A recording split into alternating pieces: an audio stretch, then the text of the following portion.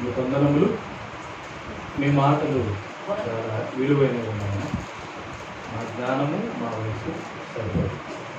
దయచేసి మీ ఆత్మ సహాయం చేత మీరు మాట్లాడి మమ్మల్ని మరుగు చేయమని ప్రార్థిస్తున్నాను. మీరు మీ బిడ్డలతో ఏం మాట్లాడాలని అనుకున్నారో వాటన్నిటిని బట్టి మేము హెచ్చరింపబడిన వారమే జ్ఞానము పొంది మీ వాక్య ప్రకారం బ్రతికే ధన్యతను ప్రసాదించండి. ఈ విలువైన మాటలు ఉంచుండగా మమ్మల్ని సిద్ధపరచమని ప్రార్థిస్తున్నాం. మీ ఆత్మ చేత మమ్మల్ని బలపరచమని మీ మాటలు మాకు వినిపించమని యేసుక్రీస్తు వారి శ్రేష్టమైన ఈ ప్రార్థన మిక్కిలి బ్రతిమలాడి విడిపరుస్తున్నాం. పరలోకములో ప్రియులారా, ఈరోజు మనం నేర్చుకోబోతున్న దేవుని యొక్క సందేశం ఏంటి అని ఆలోచన చేస్తే బలహీనపరచు ఆత్మ.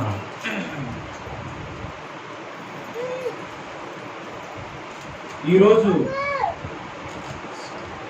సామాన్య ప్రాంతాల నుండి గొప్ప గొప్ప పట్టణాల వరకు ప్రతి మనిషి జీవితంలో బలహీనతలు తరచుగా వింటాం. ఎలా వింటామా? బలహీనతలు అనేవి మనం తరచుగా వింటాం. ఏదో ఒక రకంగా మనకు బలహీనత ఉంది అని వ్యక్తపరిచేవారు లేకపోలేదు. కొన్ని జీవితాలను చూస్తున్నప్పుడు ఎప్పుడు బలహీనత అని చెప్తారు. ఏం చెప్తారమ్మా? ఎప్పుడు బలహీనత. వారిని చూసి మనకు అనిపిస్తూ ఉంటుంది, ఏంటిలో ఎప్పుడు బలహీనతని చెబుతూ ఉంటారని నాకు ఆలోచన కలుగుతూ ఉంటుంది. ఆ మాటలను ప్రక్క వారికి చెబుతున్నప్పుడు చాలామంది హాస్యాస్పదము కూడా చేస్తూ ఉంటారు.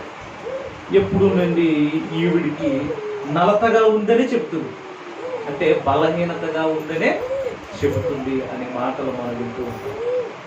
ఈ బలహీనతల ప్రభావం మనుషుల జీవితాలతో ఒక భయంకరమైన స్థితిగతులలోనికి తీసుకుని వెళ్ళిపోతుంది.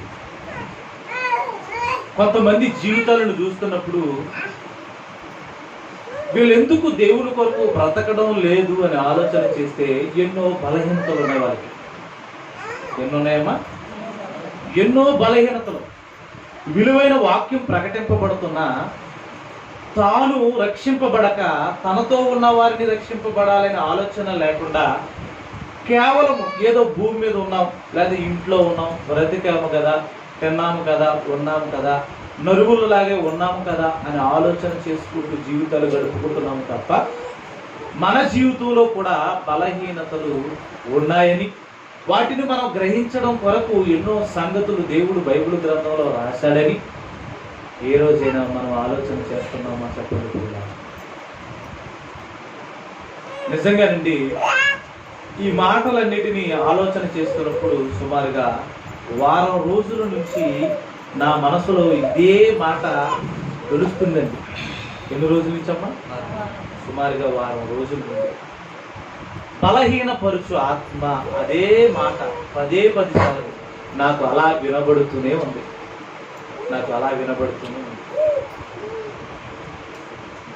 ఈ విషయాల గురించి మనం చాలా చక్కగా ఆలోచన చేయాలి ప్రియులారా. మనిషి జీవితంలో ఎందుకు ఈ బలహీనతలు వచ్చాయి అంటే ఎవ్వరూ సమాధానం చెప్పలేరు. అమ్మా, నీ జీవితంలో ఎందుకు బలహీనంగా ఉన్నాము అంటే ఏవేవో కారణాలు ఎత్తుకుంటాము తప్ప అసలు సిసలైన కారణాన్ని మనం ఎప్పుడు చెప్పం. మీకు విషయం తెలుసో తెలియదో ఒకసారి మనం ఆలోచన చేస్తే ఎవరైనా లోకంలో బలహీనతగా ఉన్నవారిని చూసి హాస్యాస్పదము లేకపోతే వేరు మాటలు పలుకుతున్న మనము మన జీవితంలో కూడా బలహీనమైన స్థితిగతులు ఉన్నాయని మనం ఎప్పుడైనా ఆలోచిస్తున్నామా? చెప్పండి ప్రియులారా. ఎందుకు మనుషులు బలహీనంగా మారిపోయారు? ఏ వ్యాధులు వచ్చినా, ఏ బాధలు వచ్చినా మనిషి తట్టుకోలేకపోతున్నాడు. అనేక రకాలైన బలహీనతలలోనికి మనిషి వెళ్ళిపోయాడు. అసలు ఎందుకు వెళ్ళిపోయాడు అని ఆలోచన చేస్తే ప్రియులారా, ఆది కాండములో దేవుడు ఆదామును నిర్మించిన తీరును చూస్తున్నప్పుడు ప్రియులారా, ఒక బలమైన వాడిగా ఆదామును చేశాడని మనకు తెలుసు. నేల మట్టితో నరుని నిర్మించాడు. అలా నిర్మించిన దేవుడు తనలో ఉన్న ఆత్మను జీవాయువు ద్వారా బ్రతికే స్థితిగతులు కలిగిన వ్యక్తిగా ఆదాము జీవితాన్ని ప్రారంభించాడన్న సంగతి మనకి బాగా తెలుసు. ఇలా ప్రారంభమైన ఆదాము జీవితాన్ని చూస్తున్నప్పుడు ఆదాము బలమైన వాడా కాదా అని ఆలోచన చేస్తే అన్ని విధముల బలమైన వాడు. ఏమా, ఆ ఆదాము నుండి పుట్టుకొచ్చిన మనం అందరినీ చూస్తుంటే మనం ఇప్పుడు అందరము కూడా బలహీనులుగా మారిపోయాం. అందరం కూడా ఎలా మారిపోయాం? బలహీనులుగా మారిపోయాం. ఆదాము బలవంతుడే, అన్ని రకాలుగా బలవంతుడే. కానీ మనం చూడండి, ఎన్ని రకాలుగా ఉన్నాయో బలహీనతలు. మనకేమైనా తెలుసా? చాలా మంది ఏమనుకుంటారంటే ఎదుటివాడిని అనడానికి ఇష్టపడుతూ ఉంటూ తనలో ఉన్న బలహీనతలు గ్రహించలేని వారిగా ఉన్నారు. అందుకే ఈరోజు దేవుడు మనతో మాట్లాడాలనుకుంటున్నాడు. ఏమని మాట్లాడాలనుకుంటున్నాడంటే, బలహీన పరుచు ఆత్మ ఉంది. అది ప్రతి మనిషి జీవితంతో ఎలా ఆడుకుంటుందో, ఎలాంటి స్థితిగతులలోనికి తీసుకుని వెళ్ళిపోతుందో, ఆత్మీయ జీవితంలో మనిషి దేవుని కొరకు బ్రతకకుండా ఎలా చేస్తుందో ఈరోజు మనం తెలుసుకోవాలి.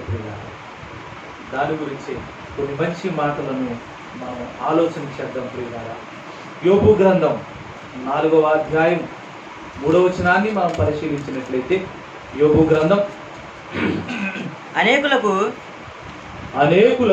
నీవు బుద్ధి నేర్పువాడవు, బలహీనమైన చేతులను బలపరిచిన వాడవు. నీవు అనేకులకు బుద్ధి నేర్పువాడు. బుద్ధి నేర్పువాడట దేవుడు.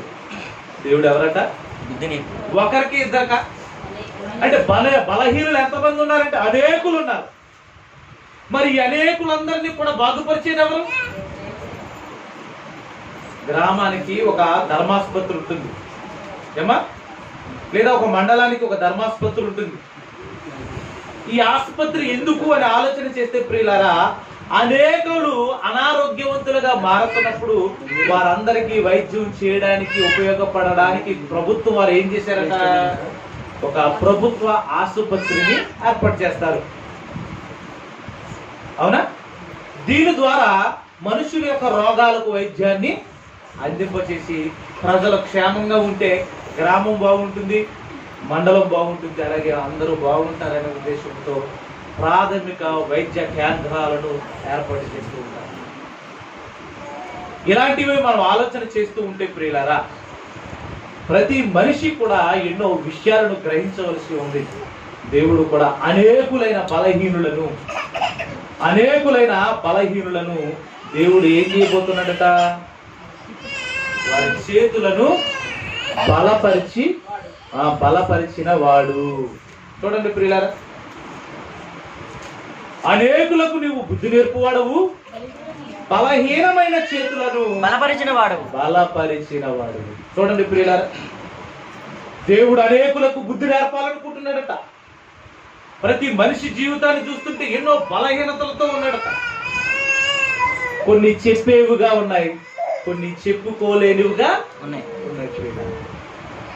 నీ బలహీనత ఏంటి అని ఏ మనిషినైనా మనం అడిగినప్పుడు నాకేంటండి, నేను ఆరోగ్యంగానే ఉన్నానంటాడే తప్ప, దేవుడు కూడా అడిగినప్పుడు ఏమంటాడు తెలుసా?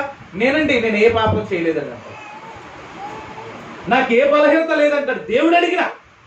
కానీ దేవుడికి తెలియదా? చెప్పండి ప్రియులారా, నీ శారీరకమైన సమస్యలు తెలుసు, నీ ఆత్మీయ సమస్యలు కూడా దేవునికి బాగా తెలుసు. ఎందుకంటే హృదయములను పరిశీలించి దేవుడు ఆయన ఎవరిని పరిశీలిస్తాడట? మనిషి అట హృదయాన్ని పరిశీలించడం. మరి దేని పరిశీలిస్తాడు? ఎత్తు బాగున్నాడా, లావుగా ఉన్నాడా, చూడడానికి అందంగా ఉన్నారా, ముక్కు బాగుందా, ఇది మనిషి గ్రహించేది. కానీ దేవుడు వేటిని గ్రహిస్తాడు తెలుసా? హృదయాంతరంగములను పరిశీలించేవాడు. మనం కూడా మనుషులు ఉన్న పోలికలను చూసి గుర్తుపడుతూ ఉంటాం. ముక్కేంటి వంకరగా ఉంది, ఏమా నోరేంటి అలా ఉంది, పళ్ళ వరస ఏంటి బాగాలేదు, నడకేంటి పక్కగా వెళ్తున్నాడు, చేతులేంటి వెనక్కి తిరిగాయి, ఏమా ఇన్ని ఆలోచనలు మనం చేస్తూ ఉంటాం. అంటే ఎదుటి మనిషిలో ఉన్న ఆ యొక్క ఇబ్బందులేటో అప్పుడప్పుడు పెళ్లి కొడుకు పెళ్లి కూతురుని కూర్చోబెట్టినప్పుడు ఇవన్నీ ఎక్కువగా ఆలోచిస్తూ ఉంటారు ప్రియులారా. ఎందుకంటే అన్ని చూసుకొని చేసుకోవాలి కదా అంటారు, కానీ హృదయం ఎలా ఉందో మాత్రం ఎవరికి తెలీదు. ఇప్పుడున్న మనుషులందరూ ఏం కోరుకుంటున్నారంటే అత్తగారులందరూ కూడా అందమైన కోడలు రావాలని కోరుకుంటున్నారు. వచ్చిన గాంచి నెత్తి మీద ఎత్తి మొట్టేస్తున్నారు. ఏమండి? అలాగే అల్లుడు కూడా ఎలా ఉండాలనుకుంటున్నారు? హీరోలాగా ఉండాలంట. మామూలుగా ఉంటే కుదరదు అనమాట. ఇప్పుడు హీరోలాగా ఉండాలంటే ఆ ఇంటి మీద నుంచి ఇంటి మీదకు దూకాలన్నమాట. దూకే వాళ్ళు మనకెందుకండి? ఇప్పుడు హీరోలు అంటే ఏం చేస్తారమ్మా? ఎత్తైన భవంతుల నుండి వేరు వేరు చోట్లకి ఎగురుతూ ఉంటారు. వాళ్ళే హీరోలు అంటాం మనం. ఈ హీరోలని గత కాలంలో ఏమన్నారనుకో, ఏమని అనేవారంటే వీడమ్మా ఈయన ఎప్పుడు పెళ్లి చేసుకోండి గోడలు దూకి అలవాటు అనేవారు. అంటే వాళ్ళు ఇప్పుడు ఏమైపోయారు? ఒకప్పుడు వాళ్ళు చూసారా ప్రియులారా, సమాజానికి చెడిపోయేవాడంటే చాలా ఇష్టం. కానీ దేవునికి చెడిపోయిన వాడు తన బ్రతుకును సరిదిద్దుకుంటే దేవుడికి ఇష్టం. దేవుడికి ఎవరిష్టమమ్మా?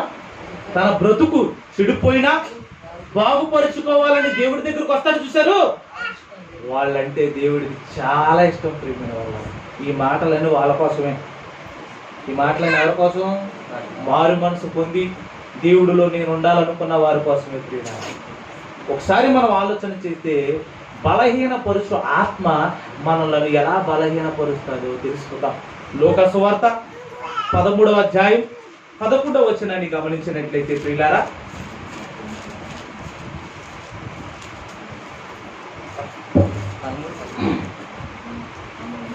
లూకా సువార్త 13వ అధ్యాయం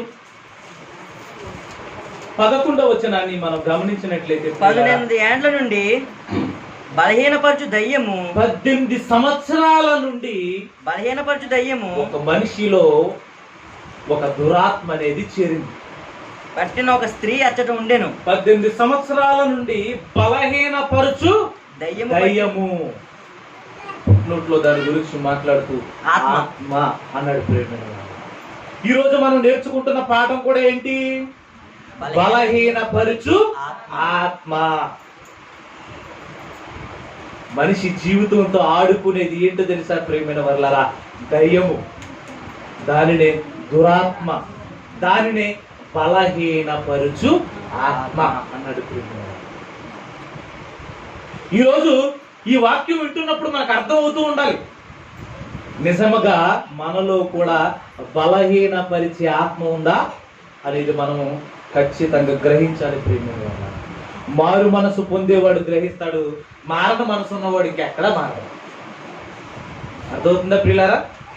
18 సంవత్సరాల నుండి బలహీనపరుచు దయ్యము అంటే ఆత్మ పట్టిన ఒక స్త్రీని యేసుక్రీస్తు వారి దగ్గర ఉన్నదాడు. చూడండి, అచ్చట ఉండెను. ఆమె నడుము వంగిపోయి వంగి ఎలా ఉందటమ్మా? ఆమె నడుము ఎలా ఉందట? వంగిపోయిందట. ఎంత మాత్రమును చక్కగా నిలబడలేని స్థితి. ఎన్ని సంవత్సరాల నుంచి అమ్మా? 18 సంవత్సరాల నుండి ఆమె జీవితాన్ని మనం పరిశీలిస్తే ప్రియులారా, బలహీనపరచు అనే ఆత్మ ఆమెలోనికి వచ్చింది. ఆమెలోనికి ప్రవేశించిన తర్వాత తన నడుమును ఏం చేసిందండి? వంచింది. ఎంత మాత్రమును చక్కగా నిలబడలేని పరిస్థితి. చాలా మంది ఏమనుకుంటారంటే మనిషి జీవితంలో చాలా రోగాలు దేవుని వలన మాత్రమే వస్తాయి అనుకుంటారు. దేవుని వల్ల మాత్రమే కాదు ప్రియులారా, దయ్యము వల్ల కూడా వస్తాయి. తెలుసా ఈ విషయం? దయ్యము కూడా మనిషికి రోగాలను కలిగిస్తారు. నమ్ముతున్నారా మీరు? రాజుగారు మీరు నమ్ముతున్నారా? మీరు నమ్ముతున్నారా? నమ్మాలి. యోబు గ్రంథం 2వ అధ్యాయం 7వ వచనాన్ని మనం గమనించినట్లయితే ప్రియులారా, కాబట్టి అపవాది యెహోవా సన్నిధి నుండి బయలువెళ్ళి యెహోవా సన్నిధి నుండి బయలుదేరి అరికాలు మొదలుకొని నడినెత్తి వరకు బాధగలు కురుపులతో బాధ కలిగిన కురుపులతో యోబును మొత్తెను. యోబుని ఏం చేసిందండి? అంటే బాధ కలిగిన కురుపులన్నీ చేయగలిగిన స్థితి సాతానుకుందా? ఉంది. అంటే సాతానుడు వల్ల కూడా మనుషుడు బాధపడతాడా? రోగాలతో బాధపడతాడు. యోబు గారి జీవితాన్ని ఎన్నోసార్లు మనం ఆలోచన చేస్తాం ప్రియమైన వాళ్ళారా. ఒకరోజు దేవుని భక్తితో ఉన్న యోబు దేవుని బలాతిశయమును బట్టి భయభక్తులతో బ్రతికిన వాడిగా మనకు కనపడుతున్నాడు ప్రియమైన వాళ్ళారా. అప్పటి కాలంలో కంచె వేశాడు ఊరు చుట్టూ దేవుడు. తర్వాత పరీక్షా కాలములో ఆ కంచెను తీసివేశాడు. సాతానుడు అడుగుచున్నందున అవకాశము కలిగించాడు. నువ్వేం చేసుకుంటావో చేసుకో అన్నాడు. చేసుకో అని అవకాశం పొందిన వీడు అరికాలు మొదలుకొని నడినెత్తి వరకు ఈ బలహీనపరచు ఆత్మ ఏం చేసిందండి? బలహీనపరిచే కురుపులను మొలిపించింది. ఏమండి, ఈ కురుపులు సామాన్యమైనవి కాదు. ఎంత భయంకరమైనవి అంటే ఈ కురుపుల నుండి వస్తున్న ఆ యొక్క రసి, అది ఏదైతే ఉన్నదో, దానిలో పుట్టుకొస్తున్న ఆ బాధ ఏదైతే ఉన్నదో, ఆ బాధ అంతటిని కూడా కనీసము తీర్చుకోవాలనే ఆలోచనతో, దాన్ని బాధను తట్టుకోవాలనే ఆలోచనతో పక్కనే ఒక శిలా పెంకులను పగలగొట్టుకొని ఆ పెంకులతో బూడిదలో కూర్చుండగా ఆ శరీరంలో పుడుతున్న ఆ యొక్క స్థితిగతులను గోకునుటకు చిల్లా పెంకు తీసుకున్నాడట. కూర్చుండగా బూడిదలో కూర్చుంటాడు. అంటే నడినెత్తి నుండి అరికాలు వరకు ఎన్ని కురుపులను రేపిందో చూడండి ప్రియులారా. అంటే సాతానుడు సామాన్యంగా బలహీనపరచడనమాట. అలా బలహీనపరుస్తున్నాడు సాతానుడు. ఇప్పుడు చెప్పండి, సాతానుడు మనిషి మీద అనేక రోగములను పుట్టించగలడా? పుట్టించలేడా? పుట్టిస్తాడు, పుట్టించను కూడా. అలాగే ఈ 18 సంవత్సరాల నుండి ఈమెను ఏం చేస్తుందట? బలహీనపరిచిందట. మీరు ఆలోచించండి ప్రియులారా, 18 సంవత్సరాల నుండి ఈమె జీవితం ఎలా ఉందో తెలుసా? చాలా ఆందోళనగా ఉంది. ఎంత ఆందోళనగా ఉందంటే ప్రియులారా, సామాన్యమైన విషయం కాదు. సమాజంలో ఉన్న వారందరూ కూడా నడుము వంగిపోతే ఏమని పిలుస్తారమ్మా? ఈవిడ గూనే అంటారు. చిన్నపిల్లలు మొదలుకొని పెద్దవారి వరకు ఆమె జీవితాన్ని హాస్యాస్పదం చేస్తారు. గూనెది వచ్చింది, నడుము వంగిపోయింది వచ్చింది, నువ్వేదో పాపం చేస్తుంటావు అందుకే ఇలా జరిగింది అనేవారు కూడా లేకపోలేదు. నరం లేని నాలుగట ఎలా మాట్లాడిందట? 4 విధాలుగా మాట్లాడిందట. అందుకనే తవళ్ళ మధ్య పెట్టాడు, జాగ్రత్తగా ఉండు లేకపోతే పంటి మధ్యన నలగొడతానని. నాలుగుని ఎందుకు జాగ్రత్త పరిచాడు అనుకుంటున్నా దేవుడు? అప్పుడప్పుడు నాలుగు ఖర్చుకున్న వాళ్ళు ఉంటారు. ఖర్చుకున్నారమ్మా? బలమైన దంతాల మధ్య నాలుగుని ఎందుకు పెట్టాడంటే నీ నాలుగు జాగ్రత్త అని. అప్పుడప్పుడు చాలా మంది మాట్లాడతారు, మాటలు జాగ్రత్తగా రాని లేకపోతే పళ్ళు ఊడతాయి. నాలుగు చేసిన పనికి వేటికి పని పడ్డది? అమ్మో, అంత డేంజరస్ అన్నమాట. అందుకనే నాలుగు ఎప్పుడన్నా సడలింపు కలిగి పిచ్చి పిచ్చి మాటలు మాట్లాడుతున్నప్పుడు మీరే కొరికేసుకోండి. నాలిక బుద్ధి వస్తుంది. ఎందుకంటే బూతులు ఆడకుండా నాలుగు కొరుకోవడమే మంచిది కదా. ఈ బాధతో బూతులే ఆడమన్నమాట. ఇలా చెబుతున్నారని మీరు అనుకోకండి పిల్లారా. పరలోక రాజ్యానికి ఆటంకంగా ఉన్నది ఏదైనా దేవుడు ఏం చేయమన్నాడు? తీసేసుకో అన్నాడు. అన్నాడా? నీ కన్ను అభ్యంతరంగా ఉంటే దాని పీకి పెరగవేయము, నీ చెయ్యి అభ్యంతరంగా ఉంటే దాన్ని నరికివేయము. చూసారు? నాలుగు కూడా అభ్యంతరంగా ఉందనుకో ఏం చేయాలి? పళ్ళ మధ్య నొక్కండి ఒకసారి, అప్పటికి కంట్రోల్ అవుతుంది. అమ్మో, ఆత్మకు భయపడతా ఉంటుంది శరీరం. నా శరీరాన్ని నడిపే ఆత్మ ఉన్నది, నేను సరిగా మాట్లాడలేదంటే పళ్ళ మధ్యన పెట్టి కరవడం జరుగుతుంది అనేసి భయపడతారు. నీ ఆత్మకి దేహం ఎప్పుడు భయపడాలి. రైట్ ప్రియులారా, 18 సంవత్సరాల నుండి ఆమె జీవితాన్ని మనం చూస్తున్నప్పుడు ప్రియులారా చాలా భయంకరంగా ఉంది. ఎలా ఉందమ్మా? చాలా భయంకరంగా ఉంది. చాలా మంది హాస్యాస్పదం, చాలా మంది హీనంగా మాట్లాడడం, ఒకవేళ ఎదురొచ్చినా లేకపోతే ఏదైనా కార్యక్రమాలకు వెళ్ళినా, ఇదిగో చిన్నపిల్లలు ఎత్తుకోవడానికి ప్రయత్నించినా ఎన్నో ఎన్నో ఎన్నెన్నో ఎన్నెన్నో బాధలు పడుతుంది ప్రియమైన వాళ్ళ. ఆమె గురించి యేసుక్రీస్తు వారు ఏమంటున్నాడు చూడండి ప్రియులారా, 16వ వచనం. 16వ వచనం. 18 సంవత్సరాల నుండి సాతాను బంధించిన ఈమె ఎవరో కాదు, అబ్రహాము కుమార్తె. ఆలోచన చేయండి ప్రియులారా, ఈ బలహీనపరచు ఆత్మ 18 సంవత్సరాల నుండి స్థిరముగా నిలబడనివ్వడం లేదట, నడువు చేసిందట. అప్పుడప్పుడు క్రైస్తవ సంఘాలలో కూడా స్థిరత్వం లేదు. చాలా మంది ఎన్నో వారాల నుండి, ఎన్నో నెలల నుండి, ఎన్నో సంవత్సరాల నుండి దేవుని పిల్లలుగా ఉన్నప్పటికీ వారు స్థిరముగా సన్నిధిలో కూర్చోలేని పరిస్థితి ఎందుకు ఏర్పడ్డాది అంటే వారికి బలహీనపరుచు ఆత్మ పట్టింది అని అర్థం. అర్థమవుతుందా ప్రియులారా? ఈమెకి ఏం పట్టింది? బలహీనపరుచు ఆత్మ పట్టింది. ఏం చేసింది? ఈమె నడుమును వచ్చేసింది. నడుమును వచ్చిందంటే అర్థం ఏంటి ప్రియమైన వాళ్ళారా? స్థిరమైన పద్ధతిగా లేకుండా ఆమెను ఏం చేసింది? బలహీనపరిచేసింది. కనీసము తాను పైకి లేచి నిలబడి తన జీవితం సరి చేసుకోవడానికి కూడా అవకాశం లేకుండా ఆ పని భారము లేదా ఆ యొక్క రోగ భారము తన మీద మోపి 10 సార్లు నువ్వు దానివి, నువ్వు నడ్డి దానివి అని మాట్లాడించి తన జీవితం మీద తనకే విరక్తి కలిగేటట్టుగా సాతానుడు చేస్తా ఉంటాడు ప్రియులారా. ఇలా చేస్తూ చేస్తూ చేస్తూ దేవుని మీద నేరాలు మోపే వాళ్ళుగా చేసేస్తారు. దేవా నాకు ఈ బ్రతికెందుకు ఇచ్చావు, దేవా నాకు ఈ బ్రతికెందుకు ఇచ్చావు. నిజానికి ఆలోచన చేస్తే ఇది ఈమెకు రావడానికి కారణం దేవుడా సాతానుడా? సాతానుడు ప్రేమైన వాళ్ళ.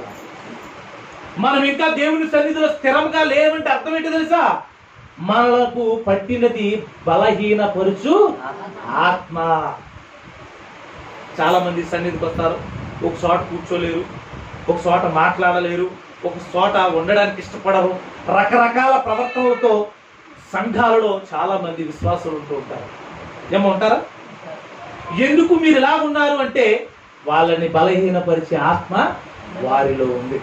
ఒక క్రమంగా ఉండనివ్వదు, ఏవో ఆలోచనలు పుట్టిస్తూ ఉంటుంది, దేవునికి విరోధంగా జరిగించాలనుకుంటుంది. ఈమె జీవితంతో ఎలా ఆడుకుంటుందో చూడండి ప్రియులారా.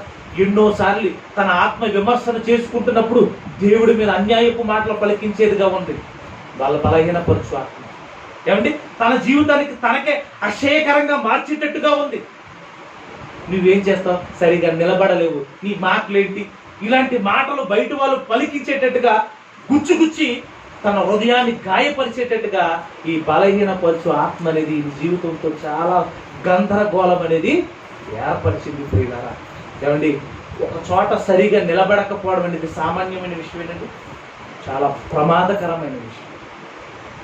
అప్పుడప్పుడు కొన్ని జీవితాలను చూస్తున్నప్పుడు ఈవిడండి భర్తతో కాపురము ఎందుకు చేయదు? బలహీనపరుచు ఆత్మ. బలమైన ఆత్మ ఏం చేస్తుందంటే కష్టమైన నష్టమైన భార్య భర్తలను ఏకీభవించేటట్టుగా ఉండడానికి ఇష్టపడుతూ ఉంటుంది. మరి బలహీనపరుచు ఆత్మ, కొంతమంది పురుషులు ఉంటారు, ఎలా ఉంటారన్నట్టు అంటే ప్రియమైన వాళ్ళరా, భార్యను తప్ప ఇరుగు పొరుగు వాళ్ళందరితో చక్కగా మాట్లాడతారు. భార్యతో మాట్లాడతారు, భార్య మీద లేనిపోని మాటలన్నీ నిందలు వేయడానికి ఇష్టపడుతూ ఉంటారు. ఏం జరుగుతుంది అని ఆలోచన చేస్తే ప్రియులారా, అతనికి కూడా ఏం పట్టింది? బలహీనపరుచు ఆత్మ. ఇలా ఆలోచించుకుంటూ పోతే మనకు కూడా ఏం పట్టింది? ఏం పట్టిందమ్మా మనకి? బలహీనపరుచు ఆత్మ. ఒక ఆయనకి పట్టిందండి బలహీనపరుచు ఆత్మ.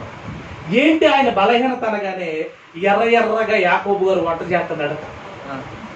వంట చేయగానే అలిసిపోయిన ఈయన వంటకాడికి వెళ్ళాడట. వంట చూడగానే చక్కగా కనపడ్డదట. కనబడిన వంటను చూడగానే ఇతనికి కూడా కన్నులు చూడగానే ఆసక్తి రేపిందట. రేపగానే యాకోబు, నా తమ్ముడా కొంచెం కూర నాకు పెట్టవని అడిగాడు. చూడండి ప్రియులారా,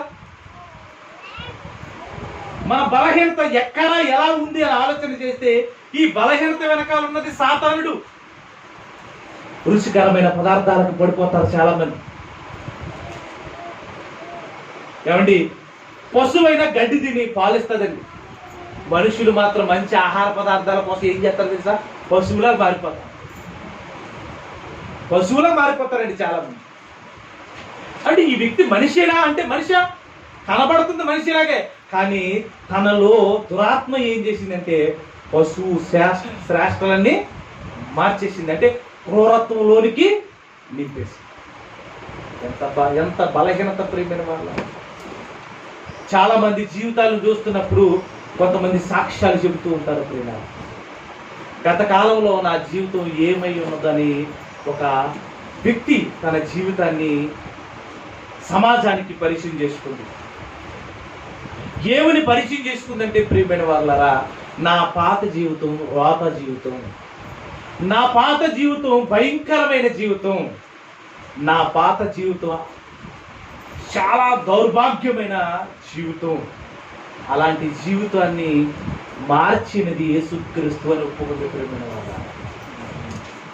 నిజానికి ఆమె జీవితం గురించి మనం ఆలోచన చేస్తే అసభ్యకరమైన సినిమాలలో తాను నటించేదిగా ఉండేటిది గతంలో. అసభ్యకరం అంటే అర్థం చేసుకోండి. అలాంటి సినిమాలు తీస్తున్న ఈమెకి చాలా డబ్బు వచ్చింది, ఆస్తి వచ్చింది, చాలా చాలా రకాలుగా సంపాదనలోనికి వెళ్ళిపోయింది.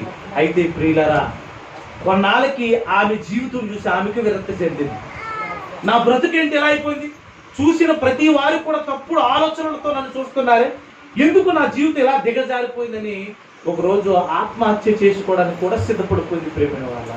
అలాంటి టైంలో మరి తన ఆత్మ సంబంధమైన ఆలోచన, దేవుని యొక్క ఆలోచన ఏదైతే ఉన్నదో, తనని ఆత్మహత్య చేసుకోవడానికి ప్రేరేపితమైన ఈ దురాత్మ ఏదైతే ఉన్నదో, దానికంటే బలమైన ఆత్మ ఏదో తనతో మాట్లాడినట్టుగా, నువ్వు ఇలాంటి పొరపాటు చేయొద్దు అన్నట్టుగా తెలియజేసేసరికి ఆ ఆత్మహత్య అనేది ఆపేసుకున్నాక ఆమె మారిపోయింది. యేసుక్రీస్తుని అంగీకరించింది, బాప్తిస్మం తీసుకుంది, దేవుని విశ్వాసురాలుగా తన జీవితాన్ని కొనసాగిస్తున్న కాలంలో ఒక దైవ సేవకుడు వచ్చి, ప్రియులారా, ఆమెను పెళ్లి చేసుకుంటానని చెప్పాడు. ఒక దైవ సేవకుడు ఏం చేశాడు? అమ్మా, నిన్ను పెళ్లి చేసుకుంటానని చెప్పేసరికి ఆలోచించండి, ఆమె అంటుంది, నేను నా పాత జీవితం రోత జీవితం, నా దేహంలో దేవుడు సిగ్గు దాచుకోవడానికి ఇచ్చిన వస్త్రాలను కూడా నేను వేసుకోలేనంత దౌర్భాగ్యమైన స్థితిలోకి నేను వెళ్ళిపోయాను. అది నా పాత జీవితం. నన్ను ఎలా చేసుకుంటారు మీరు అని అనేసరికి నేను చేసుకుంటానని ఒక సేవకుడు ఆమెను ఆదరించాడు, వివాహం చేసుకున్నాడు. ఆలోచించండి ప్రియులారా, ఆ స్వార్థికుడితో ఈమె స్వార్థికురాలే జీవితాన్ని కొనసాగిస్తున్నారు. నిజంగా చాలా బలమైన సాక్ష్యం అని చెప్పాలి. ఎందుకంటే ఆమె తీస్తున్న సినిమాలను గురించి ఆలోచన చేస్తే అసభ్యకరమైన సినిమా, ఇంకా సిగ్గు దాచుకోవడానికి కూడా అవకాశం లేనటువంటి స్థితిగతుల్లోనికి ఆమె వెళ్ళిపోయింది. అయితే అలాంటి భయంకరంగా మార్చింది ఎవరు? బలహీన పరుచు ఆత్మ. ఆమె జీవితంతో ఆడుకుంది, ఆమె జీవితం హాస్యాస్పదం చేసింది, ఒక మంచి పద్ధతి లేకుండా చేసేసింది. ఇదిగో ఇదే జీవితం, ఈ జీవితం కొరకు ఇదిగో నువ్వు అసభ్యకరంగా మారిపో, నీ జీవితాన్ని నాశనం చేసుకో. వస్త్రాలు ఉంటే ఏంటి, ఉండకపోతే ఏంటి, ఈ సమాజానికి కావలసింది డబ్బు అని నేర్పేసింది ప్రేమ వాళ్ళ. అదే శాశ్వతం అందుకుంది. కొన్నాళ్ళకి వెళ్ళేసరికి ఈ బలహీన పరుచు ఆత్మ ఏం చేసిందో తెలుసా? బలముగా ఆత్మహత్యకి తీసుకొని వెళ్ళిపోబోయింది. అయితే దేవుడు కరుణించాడు, ఆమెను వెనక్కి కాకేశాడు, ఆమె జీవితాన్ని దేవుడు బాగుపరిచాడు. ఆ బలహీన పరుచు ఆత్మను ఏం చేశాడు? ఆ స్థానం నుండి గెంటి వేశాడు. ప్రియులారా, ఇక్కడ ఏం జరుగుతుందో చూడండి. 13-11 నుంచి చదువుకుంటే ప్రియులారా, యేసు ఆమెను చూసి రమ్మని పిలిచి అమ్మా, నీ బలహీనత నుండి విడుదల పొందుచున్నావు చెప్పి ఆమె మీద చేతులు ఆమె మీద చేతులు ఉంచగా చక్కగా నిలబడదట, దేవుణ్ణి మహింపరుచుకుందట. అపవిత్రాత్మ ప్రతి మనిషిని పడుతుంది ప్రేమైన వాళ్ళ, మనల్ని బలహీనపరుస్తుంది, మన బ్రతుకులతో అది ఆడుకుంటుంది. ఈమె జీవితంతో ఎంత కాలం ఆడుకుందో తెలుసా? 18 సంవత్సరాల నుండి ఈమె జీవితం ఏమై ఉందో తెలుసా? స్థిరముగా నిలబడే పరిస్థితి లేదు. వంగుకుంటూనే, కూలుగా ఉంటూనే తన జీవితాన్ని ఏం చేసుకుంటే అలా గడుపుకుంటూనే ఉంది. ఒకరోజు యేసుక్రీస్తు వచ్చాడు, వచ్చి ఆమెను దర్శించాడు. ఆ దర్శన భాగ్యం ఆమెకు కలిగింది. ఆమెకున్న బలహీనత నుండి దేవుడు విడిపించాడు. యెషయా గ్రంథం 58:6 గమనించండి ప్రియులారా. యెషయా గ్రంథం 58:6. దుర్మార్గుడు సాతానుడు దుర్మార్గుడు కట్టిన కట్లను విప్పుటయు, కాడిమాను మేకులు తీయుటయు, కాడిమాను మ్రేకులను త్రియుటయు, బాధింపబడు వారిని విడిపించుటయు, ప్రతి కాడిని విరగొట్టుటయు. ఆలోచన చేయండి ప్రియమైన వాళ్ళరా. బలహీన పరుచు ఆత్మ వలన 18 సంవత్సరాల నుండి ఈమె ఏమైపోయింది? బాధింపబడే వ్యక్తిగా ఇప్పుడు ఆమెను కాపాడింది ఎవరు? యేసుక్రీస్తు కాదా? ఒక అసభ్యకరమైన జీవితంలోనికి వెళ్ళిపోతున్న ఆ వ్యక్తిని కాపాడింది ఎవరు? ఒక క్రైస్తవుడు కాదా? చెప్పండి ప్రియుల. మన కంటికి కనిపించేదంతా నిజము కాదు. వాక్యాన్ని చదువుతూ లోకాన్ని చూడాలి. మనం వాక్యాన్ని చదువుతూ ఏం చూడాలమ్మా? లోకాన్ని చూడాలి. గత కాలంలో ఒక వ్యక్తి మాట్లాడుతున్నాడు, నా కళ్ళతో చూడు అన్నాడట. ఎవరి కళ్ళతో చూడాలట? ఎదుటి వ్యక్తి వస్తున్న వ్యక్తి ఎలా ఉంది అని చూసేసరికి బాగానే ఉంది అన్నాడట పక్కవాడు. అయితే నా కళ్ళతో చూడు అన్నాడట. అంటే నీ కళ్ళతో చూస్తే ఎలా కనపడుతుంది? చాలా భయంకరంగా కనపడుతుంది. పవిత్రంగా ఉన్న వాళ్ళు కూడా అపవిత్రంగా కనపడతారు, నీచులుగా కూడా కనపడతారు. కానీ అలా చూడకూడదు. మనం బైబిల్ చదువుతూ లోకాన్ని చూడాలి.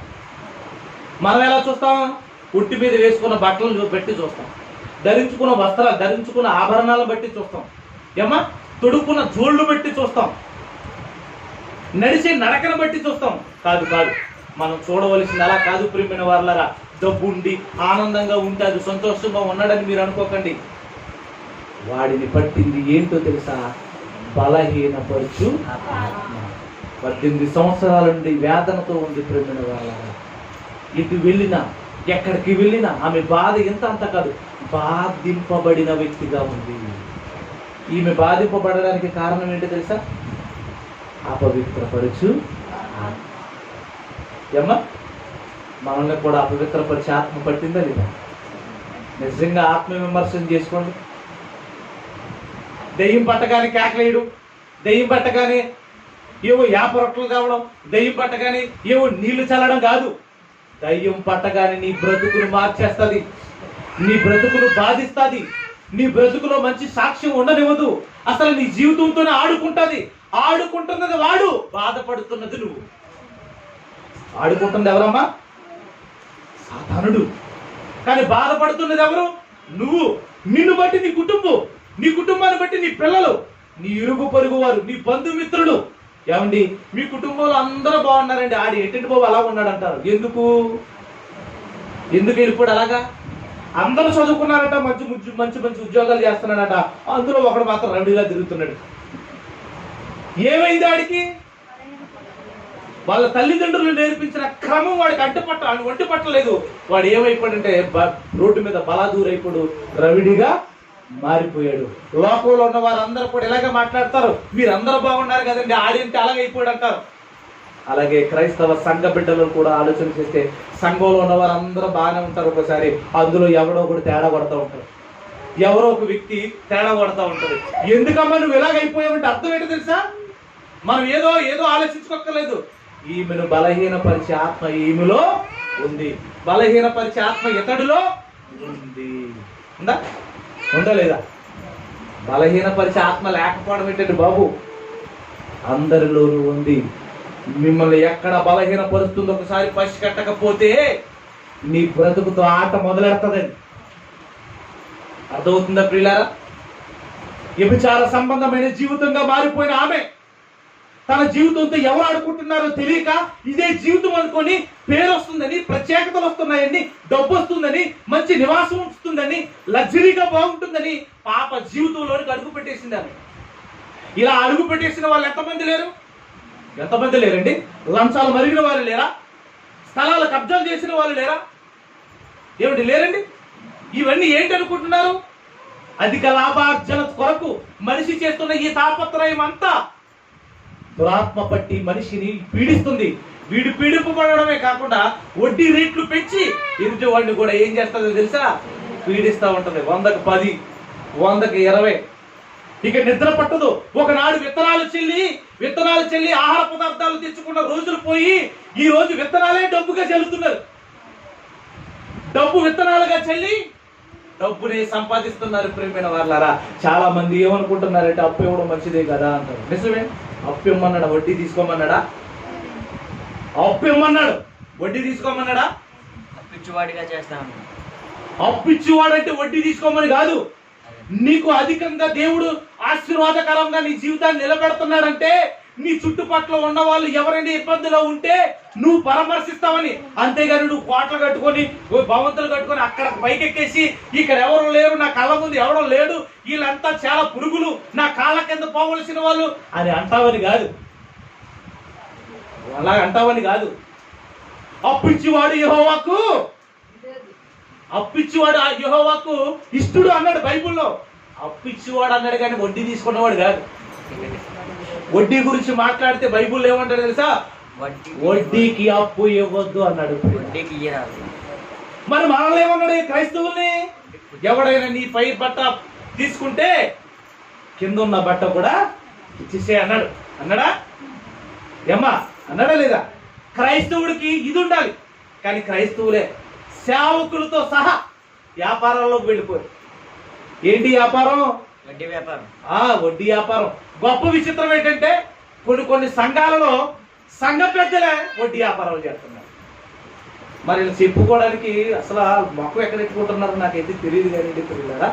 బైబుల్ మనం చదువుతున్నప్పుడు సాతానుడు మనల్ని బలహీనపరుస్తాడు. ఇప్పుడు రూపాయి సంపాదించుకో, ఎలాగే ఇస్తున్నావు కదా 2 రూపాయలు అడుగు, ఎలాగే ఇస్తున్నావు కదా 3 రూపాయలు అడుగు. ఈ ఆశ ప్రారంభం అవుతుంది, దురాశ అవుతుంది. ఈరోజు వడ్డీ వ్యాపారం ఎలా ఉందో తెలుసా? 100కి 20 అట. వీడు 100 కట్టాలి, 20 కట్టాలి. ఎన్ని వడ్డీలు ఉన్నాయి తెలుసండి? వడ్డీ అట, బారు వడ్డీ అట, చక్ర వడ్డీ అట, భూచక్ర వడ్డీ అట. సూర్య చంద్ర గ్రహాలలోకి వెళ్ళిపోయాడు అనమాట. మనిషి ఎక్కడికి వెళ్ళిపోయాడండి? వడ్డీ, వారానికి వడ్డీ, చక్ర వడ్డీ, బారు వడ్డీ, భూచక్ర వడ్డీ, సూర్య చక్ర వడ్డీ. ఇంక వడ్డీ కట్టుకోవడం జీవితం. ఇలా బంధింపబడిన వారిని విడిపించవలసిన అవసరం ఎవరితో తెలుసా? క్రైస్తవులుగా. అందుకనే మన సంఘంలో ఎవరు అప్పులు చేయొద్దని చెప్తున్నారు. ఉన్న దాంట్లోనే తినండి అని చెప్తున్నారు. మీరు దేవునికి ఇచ్చేటప్పుడు కూడా మీరు తినగా మిగిలింది ఇవ్వండి. మీరు తినగా మిగిలింది ఇవ్వాలనుకుంటే ఇవ్వండి. కానీ ఎక్కడెక్కడో అప్పులు తెచ్చి మాత్రం దేవుణ్ణి సంతోషపరచాలని మీరు అనుకోవద్దు. ఎందుకంటే దేవుడు అలాంటివి కోరుకోడు. నీ కష్టార్జితం కోరుకుంటాడు. ఒకటి కష్టార్జితం నువ్వు తెచ్చేసుకొని అది దేవుడికి ఇచ్చేస్తే ఆనందపడతాడని నువ్వు అనుకోకు. నీ కష్టార్జితం ఏది అని అడుగుతాడు. నీకు 2 కాళ్ళు ఇచ్చాడు కదా, పక్కడు కాళ్ళు ఉపయోగించుకుంటావా, నీ కాళ్ళు ఉపయోగించుకుంటున్నావా? నీకు 2 చేతులు ఇచ్చాడు కదా, పక్కడు కాళ్ళు చేతులు ఉపయోగించుకుంటున్నా, నీ చేతులు ఉపయోగించుకుంటున్నా. నీకు 2 కళ్ళు ఇచ్చాడు కదా, ఏమండి నీ కళ్ళతోనే కళ్ళ చూస్తూ నీ కళ్ళు సరిగా లేనప్పుడు మరి కళ్ళజోడు కూడా మనం పెట్టుకోవడానికి ఇష్టపడుతూ ఉంటాం. మరి ప్రత్యేకంగా నీకు అవయవాలను ఇచ్చినప్పుడు నువ్వు కష్టపడడానికే. భార్య భర్తలు మినహాయించి మిగతా ప్రతి వారు కూడా శ్రమ పడాలి, కష్టపడాలి ప్రేమ. ఎందుకంటే భార్య కష్టపడిన భర్తకే, భర్త కష్టపడిన భార్యకే, ఇద్దరికి సమపాలు. మిగతా వాళ్ళందరూ ఉన్నారు చూశారు, వాళ్ళు ఖచ్చితంగా రెక్కల ముక్కలు చేసుకొని దేవుడికి ఇవ్వడానికి ఇష్టపడాలి.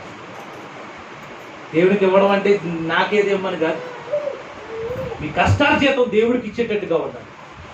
సంఘంలో చాలా కార్యక్రమాలు పెడతా ఉన్నప్పుడు లేదా సంఘంలో ఏదైనా అవసరతలు ఉన్నప్పుడు వాటిని మనము జరిగించాలి. ఎందుకు జరిగించాలంటే సంఘానికి ఇచ్చినవాడు క్రీస్తుకి ఇచ్చినవాడు. సంఘానికి ఇచ్చిన వాళ్ళు ఎవరికి ఇచ్చినవాడు? క్రీస్తుకే ఇచ్చినవాడు. ఎందుకంటే సంఘము ఆయన శరీరం. చూడండి పిల్లలు, ఎంత బలహీనపరుస్తుందో. వడ్డీల రూపంలో ఈ రోజు మనిషిని బలహీనపరిచేది ఏంటో తెలుసా? అపవిత్రాత్మ. అమ్మ, ఎన్ని సంవత్సరాల నుంచి వ్యాపారం మొదలెట్టామంటే చెప్తారు 2 సంవత్సరాలు, 3 సంవత్సరాలు, 4 సంవత్సరాలు. ఏం సంపాదించామంటే ఏమీ ఉండదు. పాపం మాత్రం కట్టుకుంటాం. పాపం మాత్రం కట్టుకుంటాం. జనాలు కూడా అరిసింటారండి. ఈ సంపాదన చూసి జనాలు కూడా అరిసింటారా? పాపపు సొమ్మండి, నా కష్టార్జితం పట్టించుకోండి. వడ్డీ ఇస్తే కానీ నా ఇంటికాంచి కదలనట.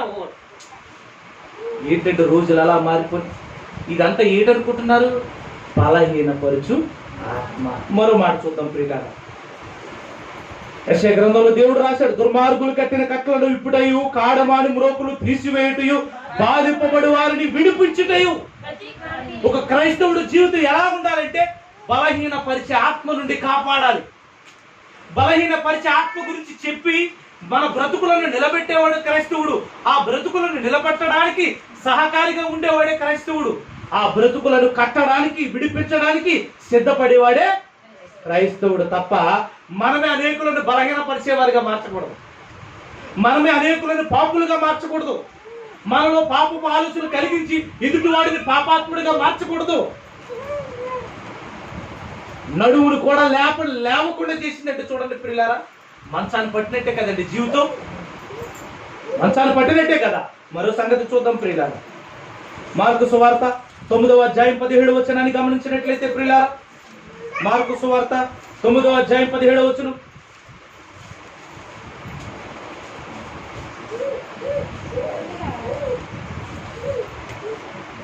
చదవండి అమ్మా. బోధకుడా, మోగ దయ్యము పట్టిన నా కుమారుని నీ యొద్దకు తీసుకుని వచ్చి తిని. ఫుట్ నోట్ లో ఏమని రాయబడిందో తెలుసా? మోగాత్మ. ఏ ఆత్మ అండి ఇది? ఇందాక దురాత్మ. ఇదేమాత్మ? ఇది దురాత్మే. దీని పేరేంటి? మోగాత్మ. ఇక్కడ ఉన్న వాళ్ళందరూ కూడా ఈ దయ్యం పట్టింది తెలుసా మీకు? నిజంగా పట్టింది అంటారా అని డౌట్గా చూస్తున్నారా? ఖచ్చితంగా పట్టింది. ఎందుకు పట్టిందంటే మోగాత్మ ఏం చేస్తుందండి? మాట్లాడనివ్వదు. అవునా? మాట్లాడనివ్వదు. మరి మనకు పట్టిందనడానికి కారణం ఏంటి తెలుసా? మనం కూడా దేవుడి మాటలు చూడండి, మాట్లాడుతున్నావా? ఏమో ఇరుగు పొరుగుతో ఏం మాట్లాడుతున్నాం? ఇరుగు పొరుగుతో ఏం మాట్లాడుతున్నారు? మీరు ఏం మాట్లాడుతున్నారు? ఈ మాటలు విన్నవారు ఏం మాట్లాడుతున్నారు? దేవుడు మాటలు మాట్లాడుతున్నారా? మీ మాటలు మీరు మాట్లాడుకుంటున్నారా? ఇరుగు పొరుగు వారి మాటలు మాట్లాడుతున్నారా? ప్రభు రక్షణ మన యొద్ద ఉందని ఆ రక్షణ సంబంధమైన మాటలు మాట్లాడుతున్నారా? కొంతమంది ఫోన్ కాల్ చూస్తే ప్రియమైన వాళ్ళరా, బూతులే బూతులు. ఆలోచించండి, ఏం మాట్లాడుతున్నారు మీరు? ఏం మాట్లాడమన్నాడు దేవుడు? ఏం మాట్లాడుతున్నాం అంటే దేవుని మాటలు మాట్లాడని ప్రతి వాడికి ఏం పట్టింది? మోగాత్మ. మోగాత్మ అనగా దురాత్మ. దేవుని మాటలు నీలో మాట్లాడకపోకుండా, ఆ మాటలు నిన్ను బ్రతికిస్తాయని ఆలోచన కలగకుండా, ఎదుటివాడిని కూడా కాపాడేవి దేవుడి మాటలని ఎవరికి తెలియజేయకుండా నీ నోరుని కట్టేసింది. నీ నోరుని కట్టేసింది. పనికి మారిన ఊసులన్నీ మనం మాట్లాడతాం ప్రియమైన వాళ్ళరా. దేవుడు మాటలు మాట్లాడమంటే మాత్రము మాట్లాడడం. అదిగో ఆ సీరియల్లో ఏం జరిగిందో తెలుసా? ఇప్పుడు ఆవిడ చెప్తే కానీ మనకు తెలియదు. మనకు తెలియదండి. నటించే వాళ్ళు ఎన్నన్నా నటించారు. వాళ్ళకి ఆత్మ పట్టింది. ఏ ఆత్మది? ఏ ఆత్మ పట్టిందమ్మా వాళ్ళకి? బలహీనపరచు ఆత్మ. వాళ్ళకే బలహీనపరచు ఆత్మ పడితే ఆ ఆత్మ మాకు పట్టాలని మా టీవీల దగ్గర కూర్చుంటాం. బైబిల్ దగ్గర కూర్చుంటావా గంటల తరబడి? ఏమా ఈ మెసేజ్ చెప్తుంటే ఒక 5 నిమిషాలు ఎక్స్ట్రా అయితే నువ్వు కూర్చోగలవా? నీ ఓపిక ఉంటుందా? అంటే నీకేం పట్టింది అనుకుంటున్నారు? లేదా మనకేం పట్టింది అనుకుంటున్నారు? బలహీనపరచు ఆత్మ, మోగాత్మ పట్టింది. మాట్లాడడానికి దేవుడి గురించి ఏం మాట్లాడటం అని ఉంటాడు అంతే. కొంతమంది చాలా చక్కగా మాట్లాడుతూ ఉంటారు, స్త్రీలు పురుషులు కూడా. ఏమిటి ఇలా చక్కగా మాట్లాడతారండి అంటారు. కానీ ఆవిడకు కూడా పట్టింది మోగాత్మ. ఎందుకు? ఆవిడ దేవుడి మాటలు తప్ప అన్ని మాటలు మాట్లాడతారు. ఒక ఆత్మ పట్టిందట. తండ్రి వేదన చెందుతున్నాడు, నా కొడుకు మాట లేనివాడుగా ఉండిపోయాడు. అందరు పిల్లలు మాట్లాడుతున్నారు, నా పిల్లవాడు మాట్లాడడం లేదు. వాడికి నాలుక లేదా, నోరు లేదా, ఉంది. వాడు చిన్నప్పుడు చక్కగా తండ్రి అని పిలిచేవాడిగా ఉన్నాడు. వాడు చిన్నప్పుడు చక్కగా అమ్మ అని పిలిచేవాడిగా ఉన్నాడు. కానీ ఈ దయ్యం పట్టిన తర్వాత అమ్మని పిలుస్తలేదు, నాన్నని పిలుస్తలేదు. బ్రతుకంతా భారం అయిపోయింది. అందరు పిల్లలు వారి వారి తల్లిదండ్రులను పిలుస్తున్నప్పుడు ఎంతో, ఇదిగో నేను ఎంత మిస్ అయ్యానని ఆ తండ్రి వేదన చెందుతున్నాడు. ఇదిగో నా కుమారుని ఎలాగైనా కాపాడుకోవాలనుకుంటున్నాడు. కాపాడుకోవాలనుకున్న ఆయన కాపాడేవాడు ఒక ఆయన ఉన్నాడు సమాజంలోని. యేసుక్రీస్తు దగ్గరికి తీసుకుని వచ్చాడు. అంతకంటే ముందుగా శిష్యుల దగ్గరికి తీసుకువచ్చాడు. అయితే యేసుక్రీస్తు దగ్గరికి తీసుకురావాల్సిన పరిస్థితులు ఏర్పడ్డాయి. తీసుకుని వచ్చాడు. వచ్చి ఆయన అడుగుతున్నాడు, ఇదిగో మోగదయ్యము పట్టింది నా కుమారుడికి, వాడు మాట్లాడలేకపోతున్నాడు, వాడు ఎంతో ఇబ్బంది పడుతున్నాడు, వాడి ఇబ్బంది చూస్తున్న నా తండ్రిగా ఉన్న నాకు ఎంతో కంటతడి కలుగుతుంది. ఎందుకు నా కుమారుడు ఇలాగ అయిపోతున్నాడని ఎంతో బాధ చెందుతుంది. ఏంటి బాధ అనే తండ్రి యాతన చెందుతున్నాడు ప్రియమైన వాళ్ళ. అప్పుడు ఏం జరుగుతుందో చూడండి ప్రియులారా. 18వ వచనం, అది ఎక్కడ వారిని పట్టునో, అది ఎక్కడ వారిని పట్టునో అక్కడ వారిని ఏం చేస్తుంది, పడద్దురు వస్తుందంట ప్రియుల. అప్పుడు వాడు నురుగ కార్చుకొని మూర్ఛలవుతున్నాడట ప్రియుల. మూర్ఛలవుతున్నాడు. ఏంటంటే ఆ బాధ, ఎంత బాధ అండి.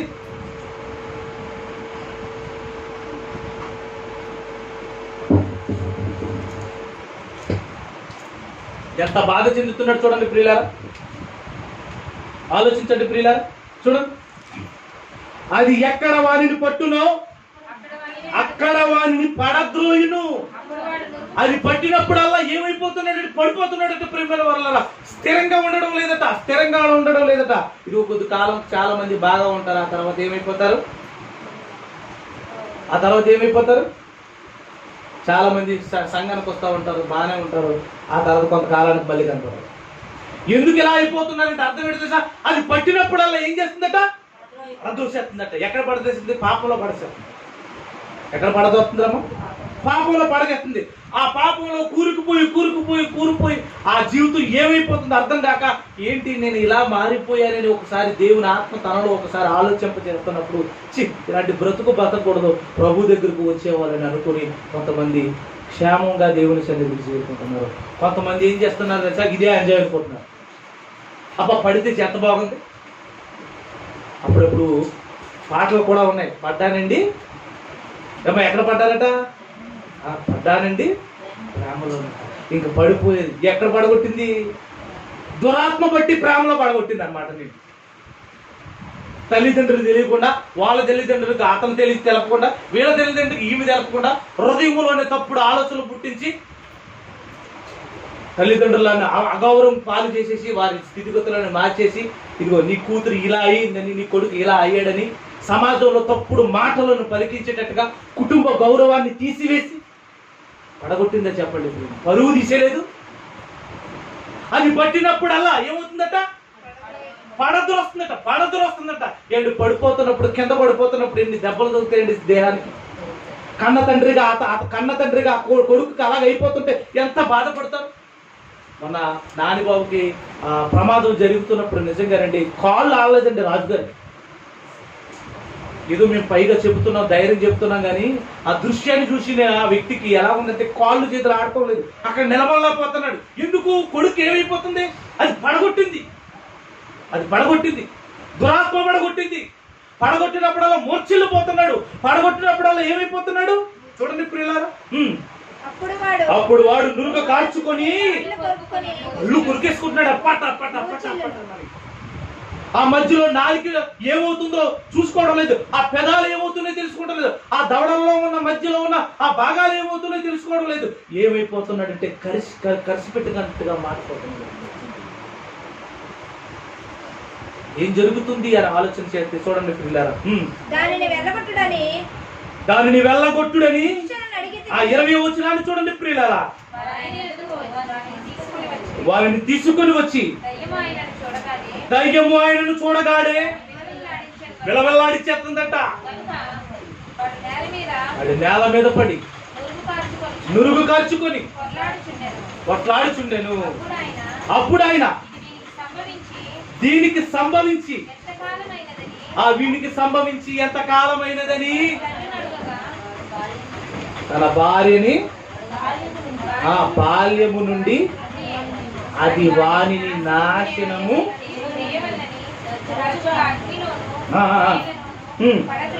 పడద్రోయను.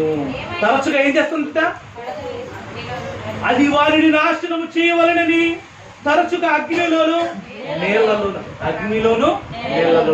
నీళ్లలోను మన బ్రతుకులతో ఆడుకుంటుంది ప్రియమైన వాళ్ళారా. ఒక ఆవిడ గ్యాస్ పొయ్యి దగ్గరికి వెళ్ళిందంట భర్త మీద కోపంతో. ఆ కోపం ఈ కోపం ఏం చేసిందో తెలుసా? గ్యాస్ వెలిగించుకొని వంట చేసుకోవలసిన ఆమె తన్నకు తగలబెట్టుకున్నది, అగ్నిలో పడవేసింది. ఎలా ఎలా ఆలోచన కలిగించింది, నీ బ్రతుకుతో ఆడుకుంది. అది ఎలా ప్రవేశించిందో తెలుసా? ప్రారంభంలో ప్రియమైన దేవుని పిల్లలారా, ఆదికాండం 3వ అధ్యాయాన్ని పరిశీలించినట్లయితే ప్రియులారా, సాతానుడు మనుషులలోనికి ఎలా ప్రవేశించాడంటే, ఒకరోజు ఆదాము జీవితాన్ని చూస్తున్నప్పుడు చాలా బలమైన జీవితంగా కనపడుతుంది, అవ్వ జీవితాన్ని చూస్తున్నప్పుడు చాలా బలమైన జీవితంగా కనపడుతుంది. కానీ వారిలో ఏమి లేదంటే బలహీనపరచు ఆత్మ లేదు. బయట ఉన్న ఈ బలహీనపరచు ఆత్మ వారిని ఎలా బలహీనతలోనికి తీసుకుని వెళ్ళిందో చూస్తే ప్రియులారా, చూద్దాం. 3వ అధ్యాయాన్ని చూడండి ప్రియులారా. అప్పుడు దేవుడైన యెహోవా చేసిన సమస్త భూజంతువులలో సర్పము యుక్తి గలదై ఉండెను. అది ఆ స్త్రీతో ఇది నిజమా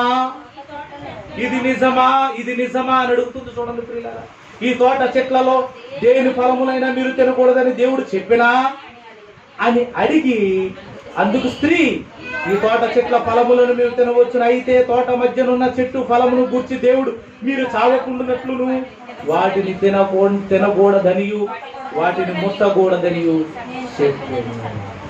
చెప్పానని సర్పముతో. అయినా సర్పము మాట్లాడుతున్నప్పుడు ఇప్పుడు డౌట్ రావాలా వద్దా? మన విరోధి మనతో మాట్లాడుతున్నప్పుడు మనకు అర్థమైపోతూ ఉండాలి, ఇదేదో పంప కొల్లేరు చేయడానికి వచ్చాడు అని. అప్పుడప్పుడు మాకు తెలిసిన వాళ్ళు చాలా మంది ఉన్నారండి. వాళ్ళు ఏం చేస్తారు తెలుసా? పంప కొల్లేరు చేయడానికి చూస్తూ ఉంటారు. వాళ్ళని చూస్తున్నప్పుడు ఊరే భయపడిపోతూ ఉంటారు. నిజమే కదా. మనకు తెలిసిన వాళ్ళు కూడా ఉంటారు అలాంటి వాళ్ళు. వారిని చూడబోతు ఊరు కాదు కదా, అమ్మో ఈవిడ వస్తుంది, అమ్మో ఈయన వస్తున్నాడు, ఇంకెవరు ఇక్కడ నిలబడడానికి. అబ్బా ఏం దురాత్మ అండి! వాడిని నిలబడినివ్వదు, ఎదుటివాడిని నిలబడనివ్వదు. చూడు సాతానుడు ఎలా మాట్లాడుతున్నాడంటే, అవ్వతో మాట్లాడడం ప్రారంభించాడు. మాట్లాడి ఈ తోట చెట్లు పొలాలు ఏదైనా తినొద్దన్నాడా అని. ఈవిడేమో మాట్లాడడం మొదలెట్టింది. మా ఆయన వచ్చిన తర్వాత మాట్లాడతానని అనలేదు. కొంతమంది ఆడవాళ్ళు ఉంటారు, మా భర్తలతో పని లేదు, ఈవిడే అన్ని మేనేజ్మెంట్. హోంమంత్రి అనగానే ఆఖరికి భర్తకి కూడా మంత్రి అయిపోతుంది.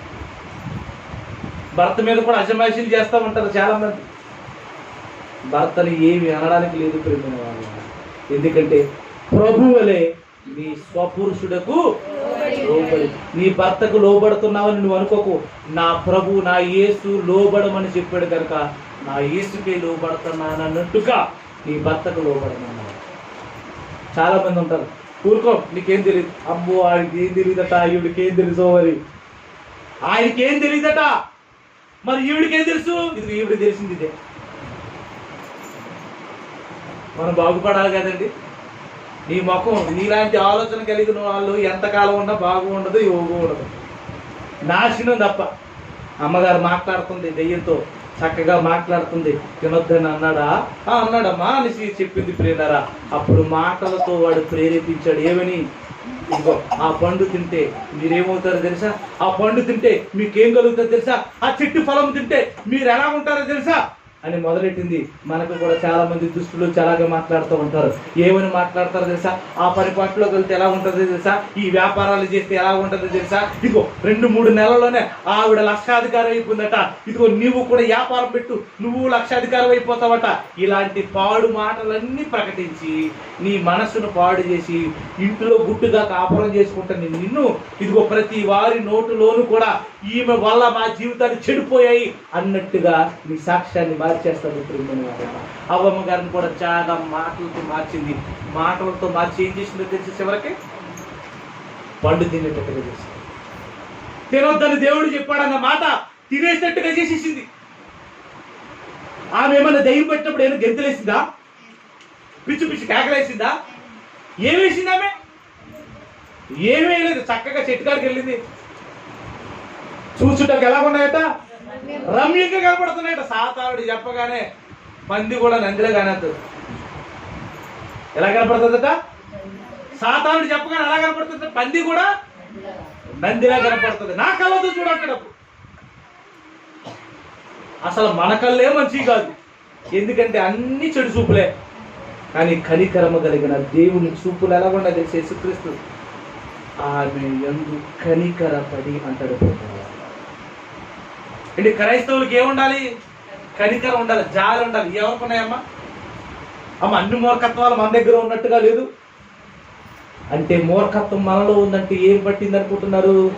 బలహీనపరచు. ఏమండి ఆ తండ్రికి వేదన కలిగేస్తుంది చూడండి. పట్టిన చోటల్లా కింద పడబడుతుందట, నోట్లోంచి నురుగొస్తుందట. జీవితం ఎలా ఉంటుంది చెప్పండి. యేసుక్రీస్తు దగ్గరకు వచ్చాడు చూడండి. అది ఎప్పటి నుండి ఈ అబ్బాయికి పట్టిందంటే బాల్యము నుండి. చిన్నప్పుడు బాగానే మాట్లాడేవాడు నా కొడుకు, కానీ ఇది ఎప్పుడైతే పట్టిందో వాడికి ఇక మాటలు లేవు. అప్పుడు యేసుక్రీస్తు ఏమంటున్నాడు చూడండి ప్రియులారా, ఏమైనాను నీ వలనైతే మా మీద కనికరపడు నాయన, కనికరపడు మా మీద, కనికరపడు. ఆ కింద పుట్టినోట్లో రాయబడింది ఏంటో తెలుసా? కన్యలతో అంటారు. చూడండి ప్రియులారా ఆ మాట చూడండి. మార్కు సువార్త 9వ అధ్యాయం. మార్కు సువార్త 9వ అధ్యాయం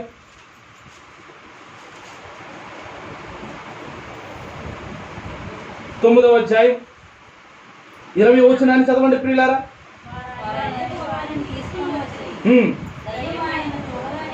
దయ్యము ఆయనను చూడగానే ఆయన విలవల్లాడించింది కనుక, యేసుక్రీస్తుని చూడగానే దయ్యం ఏం చేస్తుంది? విలవల్లాడించేసరికి తండ్రి చూస్తున్నాడు కొడుకుని. ఏమిటి చూపులేని తండ్రికి ఎవరి మీద ఉంటాయి తెలుసా? కొడుకు మీద ఉంటాయి, కూతురు మీద ఉంటాయి. అయ్యో నా కొడుకుని విలవలాడించేస్తుంది, మళ్ళా కింద పడిపోతాడు, దెబ్బలు తగులుతాయి, వేదన చెందుతున్నాడు తండ్రి. ఇలా వేదన చెందుతుంది. ప్రభువా ఏదైనా అవకాశం ఉంటే ప్రభువా అని అడుగుతున్నాడు. చూడండి ప్రియమైన వాళ్ళ చూడండి. నురుగు కార్చుకొనుచు పొరులాడుచుండెను. అప్పుడు ఆయన ఇది వీనికి సంభవించి ఎంత కాలమైనదని వాని తండ్రిని అడుగగా అతడు బాల్యము నుండి అని చెప్పాడు. ఇలా నాశనము చేస్తూ తరచుగా అగ్నిలోను ఆ నేలలోని నా కొడుకుని నేను వెంటాడుతున్నానయ్యా, నా కొడుకుని కాపాడుకుంటున్నాను. ఏ కాలువలోనే పడిపోయి చనిపోతాడేమో, ఏ చెరువులోనే పడిపోయి చనిపోతాడేమో, ఏ సముద్రపు ఒడ్డుకి వెళ్ళిపోయి చనిపోతాడు. తరచుగా వాడిని నీళ్ళల్లో పడగొడుతుంది. ఇదిగో ఆ యొక్క పొయ్యిల దగ్గర కాపాడుకుంటున్నాను, ఆ మంటల దగ్గర కాపాడుకుంటున్నాను. అగ్నిలో పడగొడుతుంది, తన శరీరాన్ని కూడా కాల్చి వేసేటట్టుగా మార్చేస్తుంది. ఎంత వేదన ప్రియమైన వాళ్ళు. మన పిల్లలకి ఏమైనా జరిగితేనే ఊళ్ళు దాటేస్తున్నాం మనం. కాదా చెప్పండి? ఏంటి కాదా? ఎందుకు? బిడ్డలు కాపాడుకోవాలని, వాళ్ళు రక్షించుకోవాలని. అమ్మో నా బిడ్డలకు ఏమైనా ఉందా అని మనం ఎలా అనుకుంటున్నాం, ఆయన కూడా అలా అనుకుంటున్నాడు. చూడండి ప్రియులారా. ఏమైనాను నీ వలనైతే మా మీద కనికరపడు నాయన, మాకు సహాయము చేయి నాయన. అందుకు యేసు నమ్ముట నీ వల్లనైతే. ఖచ్చితంగా చెబుతున్నాను ప్రియమైన వాళ్ళారా, మీ బలహీనతలు ఏవైనా దేవుని సంఘమునందు వాక్యం ప్రకటింపబడుతున్నప్పుడు మీకు అర్థమైతే, ఈ అర్థమైన ఈ బలహీనతలను దేవుడు తీయగలడని మీరు విశ్వసిస్తే, ఈ రోజే ఇప్పుడే మీ బలహీనతల నుండి వాక్యం ప్రకారము మీరు బలహీనతలో నుండి బయట పడతారు. మీరు వాక్యాన్ని నమ్మాలి. వాక్యము మన ఆత్మీయ బలహీనతలను బాగుపరుస్తుందని నమ్మాలి. బలహీనమైన చేతులను బలపరచువాడు, బలహీనమైన కాళ్ళను బలపరచువాడు, బలహీనమైన మనసును బలపరచువాడు యేసుక్రీస్తు కాదా చెప్పండి ప్రియులారా. తండ్రి గోజాలు అడుగుతున్నాడు, నా కొడుకును కాపాడండి, నా కొడుకును కాపాడండి, నా కొడుకును. అదిగో మరలా వచ్చేసింది, అదిగో విలవల్లాడించేస్తుంది, ఇదిగో నీటిలో పడవేస్తుంది, అగ్నిలో పడవేస్తుంది, కిందకి ఉన్న పాటున ఇదిగో దిక్కున కింద నేలను అంటించేటట్టుగా చేస్తుంది, పడద్రోసేస్తుంది. ఏంటంటే అంత బాధ ప్రేమ. మీ పిల్లలు టీవీ దగ్గర అలాగే కూర్చుంటారంటే ఏముంటుంది తెలుసా? వాడికి బలహీనపరిచే ఆత్మ పట్టింది. టీవీకి అంటుకోమని ఆత్మ పట్టింది. గేముల దగ్గరే ఉండిపోతున్నాడంటే అర్థం ఏంటో తెలుసా? పిల్లలను మనం పసిగట్టాలి ప్రియుల. వాడు దేవుని వాక్యం దగ్గర ఉండవలసిన వాడు ఎక్కడెక్కడో ఉంటున్నాడంటే, రోడ్ల మీద ఉంటున్నాడంటే, ఎక్కడో సినిమా హీరోల దగ్గర ఉంటున్నాడంటే, ఎక్కడో నీచమైన కార్యక్రమాల దగ్గర ఉంటున్నాడంటే అర్థం ఏంటో తెలుసా? నువ్వు చూసి ఆనందపడతావేమో, దేవుడు చూసి ఏడుస్తాడు. ఇలాంటి వాళ్ళకి నేను బిడ్డలను ఇచ్చింది. ఈరోజు చూడండి ప్రియమైన వాళ్ళ లోకం ఎలా మారిపోయిందో తెలిసి, దేవుణ్ణి ఇష్టపడవలసిన మనుషులు లోకంలో ఉన్న వారిని ఇష్టంగా చూస్తున్నారు. వాళ్ళకి ఏం పట్టింది అనుకుంటున్నారు? మనకు తెలియకుండానే మన ఆలోచనలు కూడా ఏమైపోతున్నాడు? బిడ్డ సంతోషపడుతున్నాడు కదా నువ్వు అనుకుంటున్నావు. కాదు కాదు కాదు, దేవునికి దూరం అయిపోతున్నాడు. వాడికి బలహీనపరిచే ఆత్మ పట్టింది. దేవుని విషయంలో మనం ఆలోచన కలిగి ఉండవలసిన మనిషి ఈరోజు ఎన్ని విషయాలలో ముందు ఉన్నాడు తెలుసా? మనిషి దేవుళ్ళో ఎదగడం తప్ప లోకంలో మనిషి రేకట కనిపెట్టి లోకంలో ఎత్తుగా వెళ్ళిపోయాడు. దేవుళ్ళు వెళ్ళాడండి, దేవుళ్ళు వెళ్ళాడు. దేవుళ్ళు ఎవరో ఎత్తుగా లేరు. లోక జ్ఞానంలో ఎత్తుగా ఉన్నారు, లోకంలో ఎత్తుగా ఉన్నారు. బైబుల్లో ఏ మాట అడిగినా చెప్పే స్థితి లేదు పిల్లలకి. అదే లోకంలో ఉన్న ప్రశ్నలు అడగండి, జనరల్ నాలెడ్జ్ క్వశ్చన్లు అడగండి, టక చెప్పేస్తారు. అబ్దుల్ కలాం ఎవరంటే చెప్పేస్తారు, అవునా? మీ తాతగారి పేరేంటంటే చెప్పేస్తారు, మీ నాన్నగారి పేరేంటని చెప్తారు. అబ్రహాం గారి తండ్రి పేరేంటి చెప్తాడా? అమ్మగారికి ఆదాం ఏమవుతుందమ్మా అని అడిగామనుకో ఏం చెప్తారు? ఇదేదో విచిత్రమైన ప్రశ్న అనుకుంటారు. ఏమ్మా యాకోబు ఎవరిని ప్రేమించాడని అడిగితే ఏం చెప్తాం? ఏం చెప్పం. కానీ మా తాత ముత్తాత బీరకాయ పీసు, తాత కంకర పీసు, ఇవి చెప్పమంటే బ్రహ్మాండంగా చెప్తామా.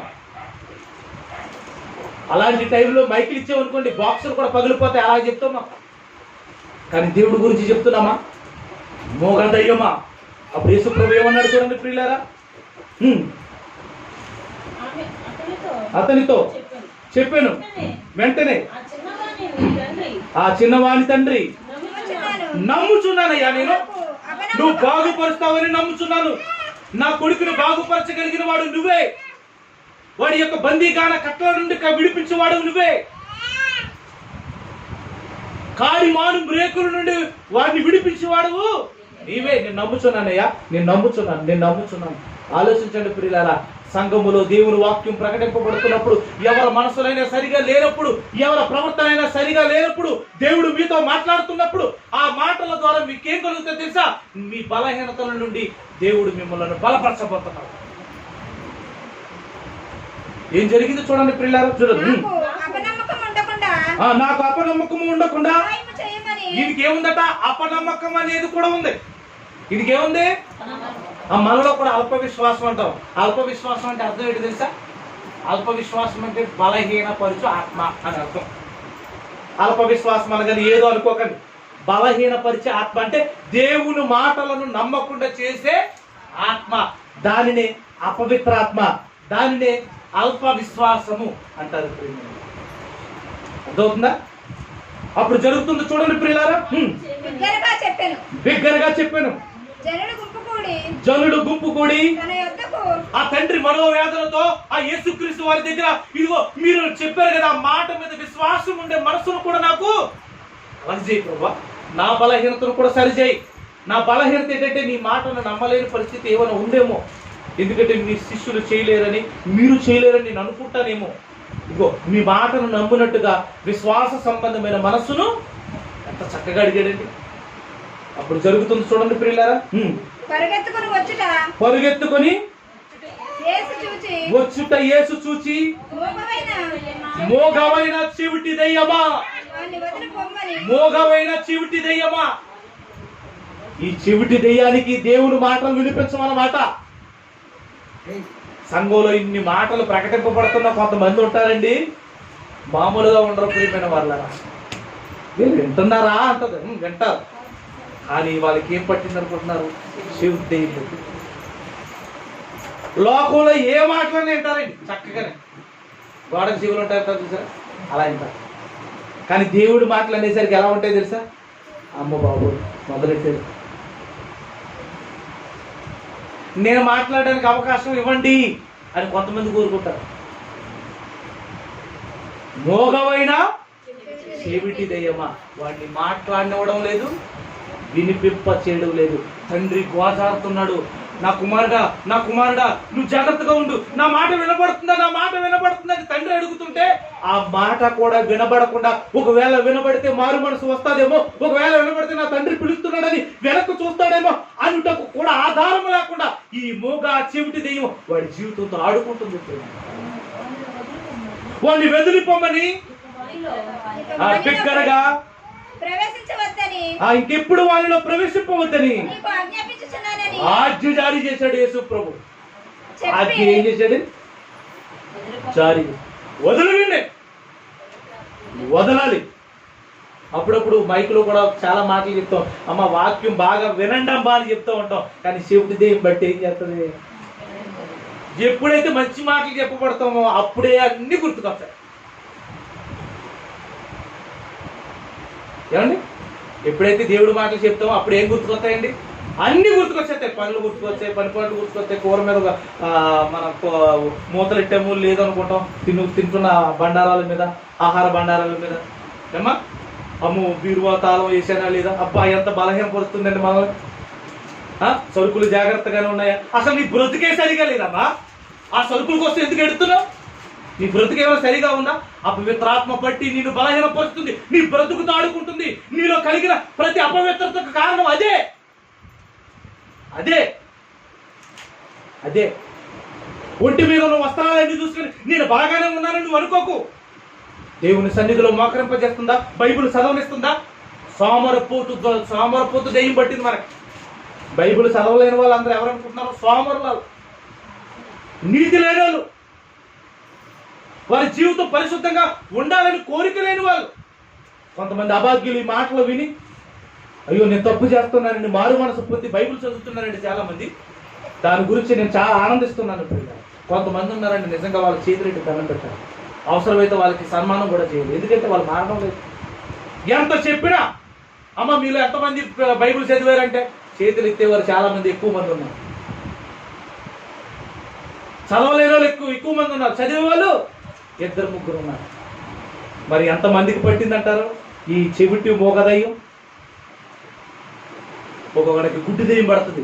అన్ని చూస్తారు కానీ బైబిల్ చూడటం గుడ్డి దెయ్యం అండి. అది అన్ని చూడడానికి ఇంట్రెస్టే. సినిమా చూస్తాడు, సీరియల్ చూస్తాడు, అన్ని చూస్తాడు, వాడు వేసుకున్న బట్టలు చూస్తాడు, చక్కగా తినే ఆహార పదార్థాలు చక్కగా చూస్తాడు. అద్దులు ఏమన్నా దుమ్ములు పడినా వెంట్రుకలు పడినా చక్కగా చూస్తాడు. అమ్మో ఇది ఎంత పడిపోయింది, అంతని ఇలా అంటాడు, ఇది ఉప్పు ఎక్కువైపోయింది, పప్పు ఎక్కువైపోయింది అంటాడు. కానీ వాడి జీవితం చిన్న బిందును సాధారణ చేస్తున్నా వాటిని మాత్రం పట్టించుకోడు. బైబిల్ చదువుతున్నావమ్మంటే చదువుతానండి అయ్యి. నువ్వెప్పుడు చదువుతావమ్మా? ఆఖరికి జీవితం ఆల్రెడీ పోతుంది. ఒక తండ్రికి ఉన్న బాధ చూడండి ప్రియమైన వాళ్ళ. నా బిడ్డ బాగుపడాలని ఆ తండ్రి అనుకుంటున్నారు. మీరు ఎంతమంది అనుకుంటున్నారు మీ పిల్లల గురించి? మా పిల్లలకి ఏమైనా ఇలాంటి దురాత్మలు పట్టాయేమో, కంటికి కనిపించిన ఆత్మలు ఇవి, కానీ వాడి క్రియలు కనబడతాయి బయటికి. చూడండి చివరికి ఒక్క మాట చూద్దాం ప్రియులారా. ఎహెజ్కేలు 16:19, 16:30 చూడండి. ఎహెజ్కేలు 16:30.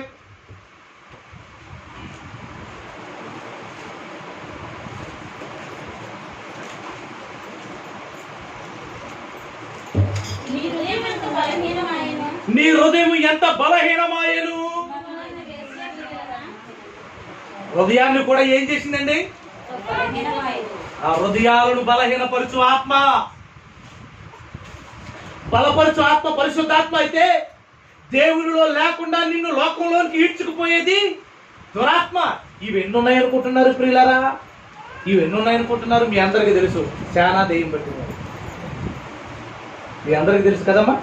ఈ శానా దెయ్యం పట్టిన వాళ్ళు ఒకలా ఇద్దరా అమ్మ? ఎంతమంది? శానా దెయ్యం పట్టింది ఒకలా అనుకుంటామా? కాదండి, 2, 2. ఆ ఇద్దరికి ఏం జరిగిందో చూడండి ప్రియులారా.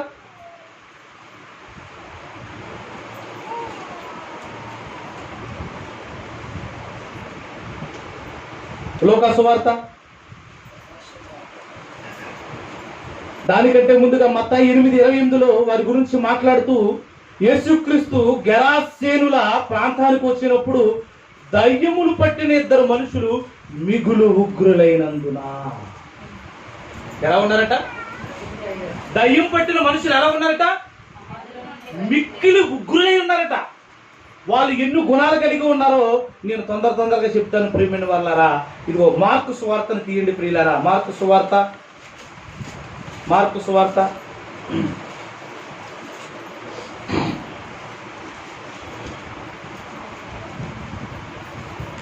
5వ అధ్యాయాన్ని చూసినప్పుడు ప్రియమైన వాళ్ళ తొందరగా చదువుతాను.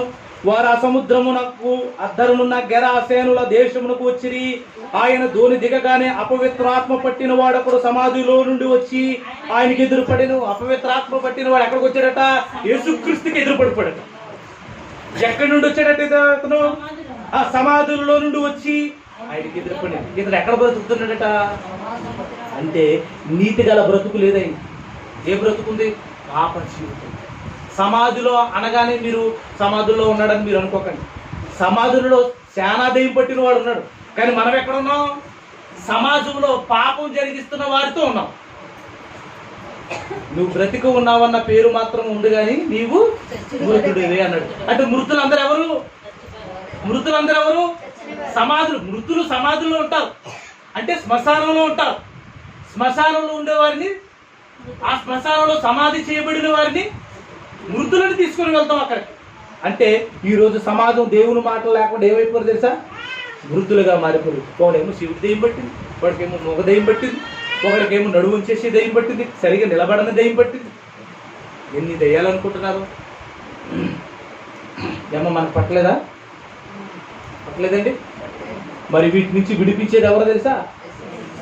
అందుకనే బలహీన పరుచు చేతులను బలపరచాలి. అందుకనే ఈరోజు మీరందరూ కూడా ఏం చేయాలంటే ఇంటికి వెళ్ళిన తర్వాత మొక్కుకోండి, దేవుడి పాదాల మీద పడిపోండి. దేవా, నా బలహీనత వెండి సరిచేయవా తండ్రి అని ప్రాధేయపడండి. ఒక తండ్రి తన కుమారు కొరకు అడిగాడు కదా. 18 ఏళ్ళ నుండి బాధపడిపోయిన ఆమె, అమ్మ నన్ను నమ్ముతున్నామని కానీ నేను నమ్ముతున్నానని కానీ ఆమె విడిపింపబడ్డది కదా. ఇలా చాలా దెయ్యం పట్టిన వాళ్ళు కూడా ఎలా ఉన్నారంటే ఉగ్రులు. వారు ఎక్కడెక్కడ ఉన్నారో నివాసం చూస్తే ప్రియులారా, నేను తొందరగా చదువుతాను చూడండి ప్రియులారా. 3వ వచనం. వాడు సమాధులలో వాసము చేసిన వాడు సంఖ్యలతో ఎవడైనను వాడిని బంధింపలేకపోయాను. పలుమార్లు వాడిని కాళ్ళను చేతులను సంఖ్యలను వేసి బంధించినను. అవన్నీ దింపేసుకొని తుత్తునీలుగా చేసేసి ఏమండి రాత్రి మగల్లో సమాధుల్లో కొండల్లో కేకలు వేయచ్చు, తను రాళ్లతో గాయపరుచుకుంటూ ఉండేను. జీవితం ఏమిస్తుందో చూడండి.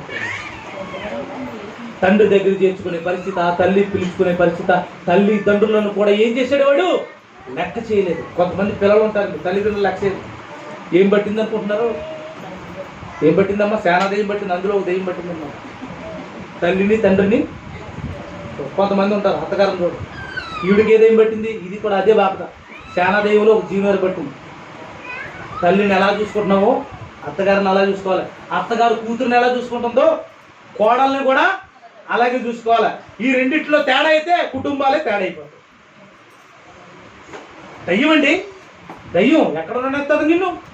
దురాత్మలు పట్టేయట. ఒక మనిషి, ఇద్దరు మనుషుల్లో ఎన్ని పట్టేవి తెలుసా దురాత్మలు? 2000 పందులు చచ్చిపోయి అంటండి.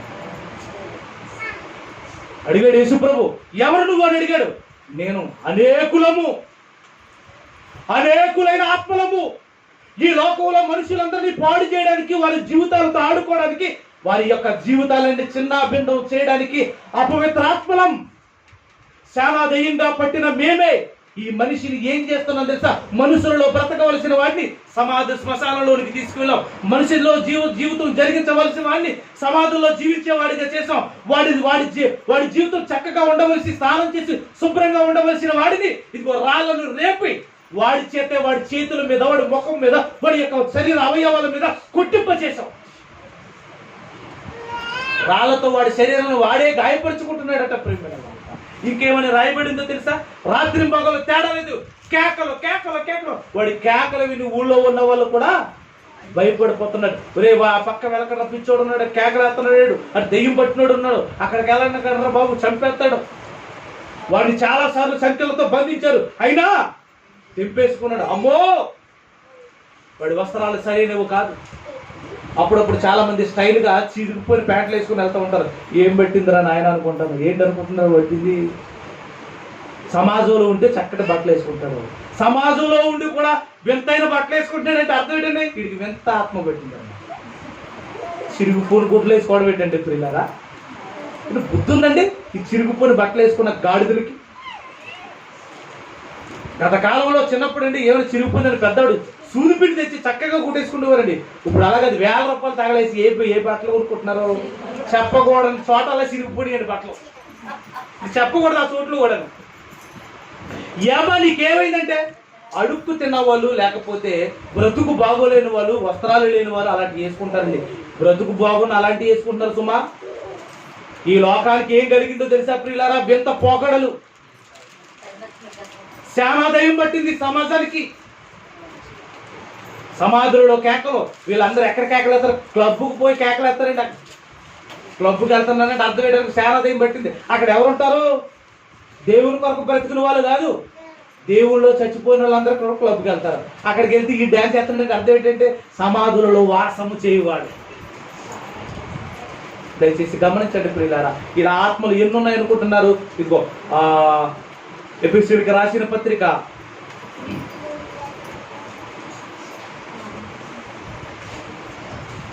ఎఫెసీయులకు రాసిన పత్రిక 6వ అధ్యాయం 12వ వచనాన్ని గమనించినట్లయితే ప్రియులారా చూడండి, క్రైస్తవుడు వాడుకున్న ఆధిక్యత, వాడుకున్న పోరాటం ఎలా ఉండాలనేది చెప్తున్నాడు. చూడండి, అనగా మనము పోరాడినది ఇదిగో శరీరులతో కాదు, శరీరంగా కనబడుతున్న చైనా వాడితో కాదు, అమెరికా వాడితో కాదు, పాకిస్తాన్ వాడితో కాదు. క్రైస్తవుడు పోరాటం ఎవరితో అనుకుంటున్నారు? ప్రధానులతోనూ అధికారులతోనూ ప్రస్తుత అంధకార సంబంధమైన లోకనాథులతోనూ ఆకాశ మండల దురాత్మల సమూహం ఉంది. ఎక్కడుందట? ఆకాశ మండల అందు ఏమున్నాయట? దురాత్మల సమూహం, బలహీనపరచు ఆత్మ. ఈరోజు మనిషికి పట్టి పోరు పిచ్చి పట్టినంత భయంకరంగా ఏ పిచ్చి పట్టలేదండి. భార్యను కూడా పక్కన పెడుతుంది ఫోన్ ఉంటుంది, భర్తను కూడా పక్కన పెడుతుంది ఫోన్ ఉంటుంది. ముఖం మీద కొట్టేసుకోవాలండి ఈ ఫోన్లతో. ఏమండి ఈరోజు మనిషి అవయవాలలో ఒక అవయవంగా మారిపోయింది ఫోను. గత కాలంలో ఫోన్ ఉండేది కాదు, టీవీ ఉండేది. టీవీ కతుక్కుపోయి ఉండేవారు ఆడవాళ్ళు. భర్త వచ్చిన అన్నం పెట్టేవారు కాదు తెలుసా? భర్త కూడా అన్నం పెట్టేవారు కాదు. దురాత్మల సమూహం ఉంది. ఏమండి దురాత్మల సమూహం ఆకాశంలోనే ఎందుకు ఉందో తెలుసా? ఇప్పుడు ఇంటర్నెట్ ఎక్కడి నుంచి కనెక్ట్ అవుతుందండి? ఆకాశంలోనా నేల మీద? వైఫై ఎక్కడి నుంచి వస్తుంది? వైఫై కనెక్షన్ ఆకాశం నుండే. వాడి సర్కిల్ ఎక్కడ ఉందో తెలుసా? నిన్న అక్కడుండి ఆపరేట్ చేస్తున్నాడు మనకు. నువ్వేం చేయాలన్నది కూడా ఆపరేట్ చేస్తుంది ఎవరు? ఆకాశ మండలం అందున్న దురాత్మల సమూహం ఉంది. మీకు విషయం తెలుసో తెలీదో ప్రేమ వాళ్ళ, యేసుక్రీస్తు దగ్గర ఉన్నాడు సిస్కరేతులో. చాలా కాలంగా ఉన్నాడు. ఎన్నో అద్భుతాలు చూసిన వాడు, ఎన్నో గొప్ప కార్యములు చేసిన వాడు, యేసు దగ్గర అధికారము పొందినవాడు, దయ్యాలను వెళ్ళగొట్టినవాడు, ఎన్నో జీవితాలను మేలుకొల్పినవాడు, ఎంతో జ్ఞానాన్ని ప్రకటించేవాడు, ఎన్నో మంచి సంగతులను చెప్పేవాడు, ఎంతో మంది జీవితాలను ఆదరించిన వాడిగా ఉన్నాడు. కానీ వాడిలో ఒక ఆత్మ పోలేకపోయినాడు. డబ్బు మీద వ్యామోహం పెంచి ఆత్మ పోలేదు.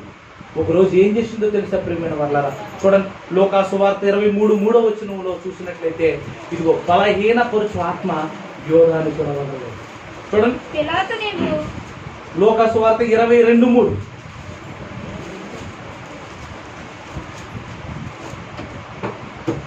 లూకా సువార్త 22:3. అంతటా 12 మంది శిష్యుల సంఖ్యలో ఇస్కరియోతు అనబడిన యోధాలో సాతాను ప్రవేశించింది. సాతాను ప్రవేశించింది. ఏంటి ప్రవేశించగానే పిచ్చి గింతలు ఏమైనా వేసేటి? దెయ్యం పట్టింది అనగానే లోకానికి అర్థమయ్యేది అనుకుంటున్నారు. అది గింతలు వేయాలి ఏమండి, పిచ్చి పిచ్చిగా కేకలు వేయాలి. కానీ యోధ అలాంటి కేకలు వేసాడా? లేదు. మార్గం మార్చింది సాతాను. వాడి ఆలోచనలు మార్చింది. సాతానుడు ప్రవేశించింది. అది యోధాలో సాతానుడు ప్రవేశించాడు. ఎందుకు ప్రవేశించాడు? దురాశను కలిగించింది. దురాత్మ ఏం చేసిందండి? దురాశ కలిగించింది. ఎంతకాలం అయ్యా యేసుక్రీస్తుతో ఉండి నువ్వు సంపాదించావు? ఎంతకాలం? వాళ్ళతో అధికారులతో టైఅప్, ఆ పెద్ద గూడు పుటాలి బ్యాచ్తో నువ్వు టైఅప్. దయ్యపై ఏం చేస్తావు తెలుసా, నేను యేసుక్రీస్తుని అప్పచెప్తానని చెప్పు, వాళ్ళు ఏం ఇస్తారో చూడు అన్నాడు. వెళ్ళాడు, మాట్లాడుకున్నాడు. 30 వెండి నాణాలకి సెటిల్మెంట్ అయిపోయింది. 30 వెండి నాణాలు అంటే అప్పుడు ఒక పొలం కొన్నారు. ఏం కొన్నారమ్మా? పొలం కొన్నారు. దురాత్మ మనలో దురాశలను కలిగిస్తారు. అర్థమవుతుందా ప్రియమైన వల్ల? మరి దురాశలు ఎక్కడ పడతాయి అని మీకు తెలుసుకోవాలి. దురాశలు ఎక్కడ పడతాయి మీకు తెలుసుకోవాలి. ఈ వచనం చూడండి ప్రియులారా, మత్తయి సువార్త 16:23. మత్తయి సువార్త 16:23లో దేవుడు చెబుతున్నాడు చూడండి ప్రియులారా. 16:23లో అయితే ఆయన పేతురు వైపు తిరిగి, యేసుక్రీస్తు పేతురు వైపు తిరిగి, సాతానా నా వెనక్కి పో, నీవు నాకు అభ్యంతర కారణముగా ఉన్నావు. నీవు మనుషుల సంగతులను ఆలోచిస్తున్నావు. మీకు అర్థమైపోవాలి, మనుషుల సంగతులను ఆలోచించే ప్రతి వాడు కూడా బలహీన పురుషు ఆత్మ పట్టినవాడు. ఏ ఆత్మ పట్టాడండి? బలహీన పరుచు, దురాత్మ పట్టినవాడు. మనుష్య సంగతులు. ఏమండి, మనిషి ఇక్కడ బ్రతకడానికి ఎందుకోసం వచ్చాడు తెలుసా? దేవుని కోసం బ్రతకడానికి వచ్చాడు. ఈ వెలుగు దేవుడి కొరకే, ఈ చీకటి దేవుడి కొరకే, ఈ ఆహారం దేవుడి కొరకే. దేవుని కొరకు బ్రతకడానికి ఏదో తోడు చేశాడు, అంతేనండి. దేవుని కొరకు బ్రతకడానికే. కానీ మనిషి ఎలా మారిపోయాడు తెలుసా? నీవు మనుషుల సంగతులనే ఆలోచిస్తున్నావు, దేవుని సంగతులను మీరు ఆలోచించుకోండి. మనుషుల సంగతులను ఆలోచించే ప్రతి వాడు కూడా దురాత్మ పట్టిన వాడు. ఫైనల్. మరి ఏ ఆలోచన కలగాలి మనకి? ఇప్పుడు దేవుని ఆలోచనలు కలగాలి. కలిగాయా? మనకి కలుగుతున్నాయా? ఆలోచించండి ప్రియులారా. దురాత్మ పట్టేవారు మనుష్య సంగతులను ఆలోచించేవారికి దురాత్మ పట్టబోతుంది. దురాత్మ పట్టింది అని చెప్పాలి ప్రియులారా. ఈరోజు మనం ఉదయం నుంచి రాత్రి వరకు మనుష్య సంగతులు ఆలోచిస్తున్నాం, దేవుని సంగతులు ఆలోచించట్లేదు. దయచేసి బలహీన పరుచు ఆత్మ ఎవరికైనా ఉందని మీ మనసులో మీకు అనిపిస్తే ఖచ్చితంగా బలపరిచే దేవుడు మనకున్నాడు. మన బలహీనత నుండి కాపాడి యేసుక్రీస్తు ఉన్నాడు. ఈ రోజే ఒప్పుకుందాం, ఆయన పాదాల ముందు పడదాం, మన బ్రతుకును మార్చుకుందాం. బలహీన పరుచు ఆత్మ అనేక జీవితాలతో ఇప్పుడు అప్పుడు ఎప్పుడును ఆడుకుంటూనే ఉంది. ఆ కట్టడాలను విప్పే బాధ్యత క్రైస్తవులుగా మన మీద ఉంది. అందుకనే వాక్యం చదవండి అంటున్నాను, అందుకనే బైబిల్ బాగా పాటించండి అంటున్నాను, అందుకనే వాక్యాన్ని ప్రకటించండి అంటున్నాను. లేకపోతే చెవిటూ మోగదయ్యం, కాలు లేని దెయ్యం, కుట్టు దెయ్యం, గుడ్డి దెయ్యం, నడ్డి దెయ్యం, ఇలా ఎన్ని దెయ్యాలు పట్టేసేయో మనకి కూడా శానా దెయ్యం కూడా పట్టిందేమో. దయచేసి గమనించండి, ప్రార్థన చేసుకోండి. ప్రేమ కలిగిన దేవా, ప్రేమ స్వరూపి, మీ వందనములు, స్తుతులు, స్తోత్రములు నాయన. బలహీన పరుచు ఆత్మ మనుషుల జీవితాలు పాడుతుంది నాయన. మీ మాటలను తెలియజేసినందుకే కృతజ్ఞతలు. మీరే మమ్మల్ని బలపరచమని ప్రార్థిస్తున్నాం. యేసుక్రీస్తు వారి శ్రేష్టమైన నామమున సంఘములో ఈ మాటలు విన్నవారిలో ఒకవేళ ఎవరికైనా ఈ బలహీన పరుచు ఆత్మ పట్టి ఉంటే దయచేసి మీ వాక్య ప్రకారము వారిని బలపరిచి ఇవ్వకండి, ఆ ఆత్మ నుండి తప్పించి దురాత్మ బందీ కానములో నుండి వారిని విడిపించమని ప్రాధేయపడుతూ మమ్ములను కాపాడమని ప్రాధేయపడుతూ యేసు వారి పరిశుద్ధమైన నామముని ప్రార్థన మిక్కిలి బ్రతిమలాడి వేడుకొంటున్నాము. పరలోకమందున్న మా తండ్రి. ఆమేన్.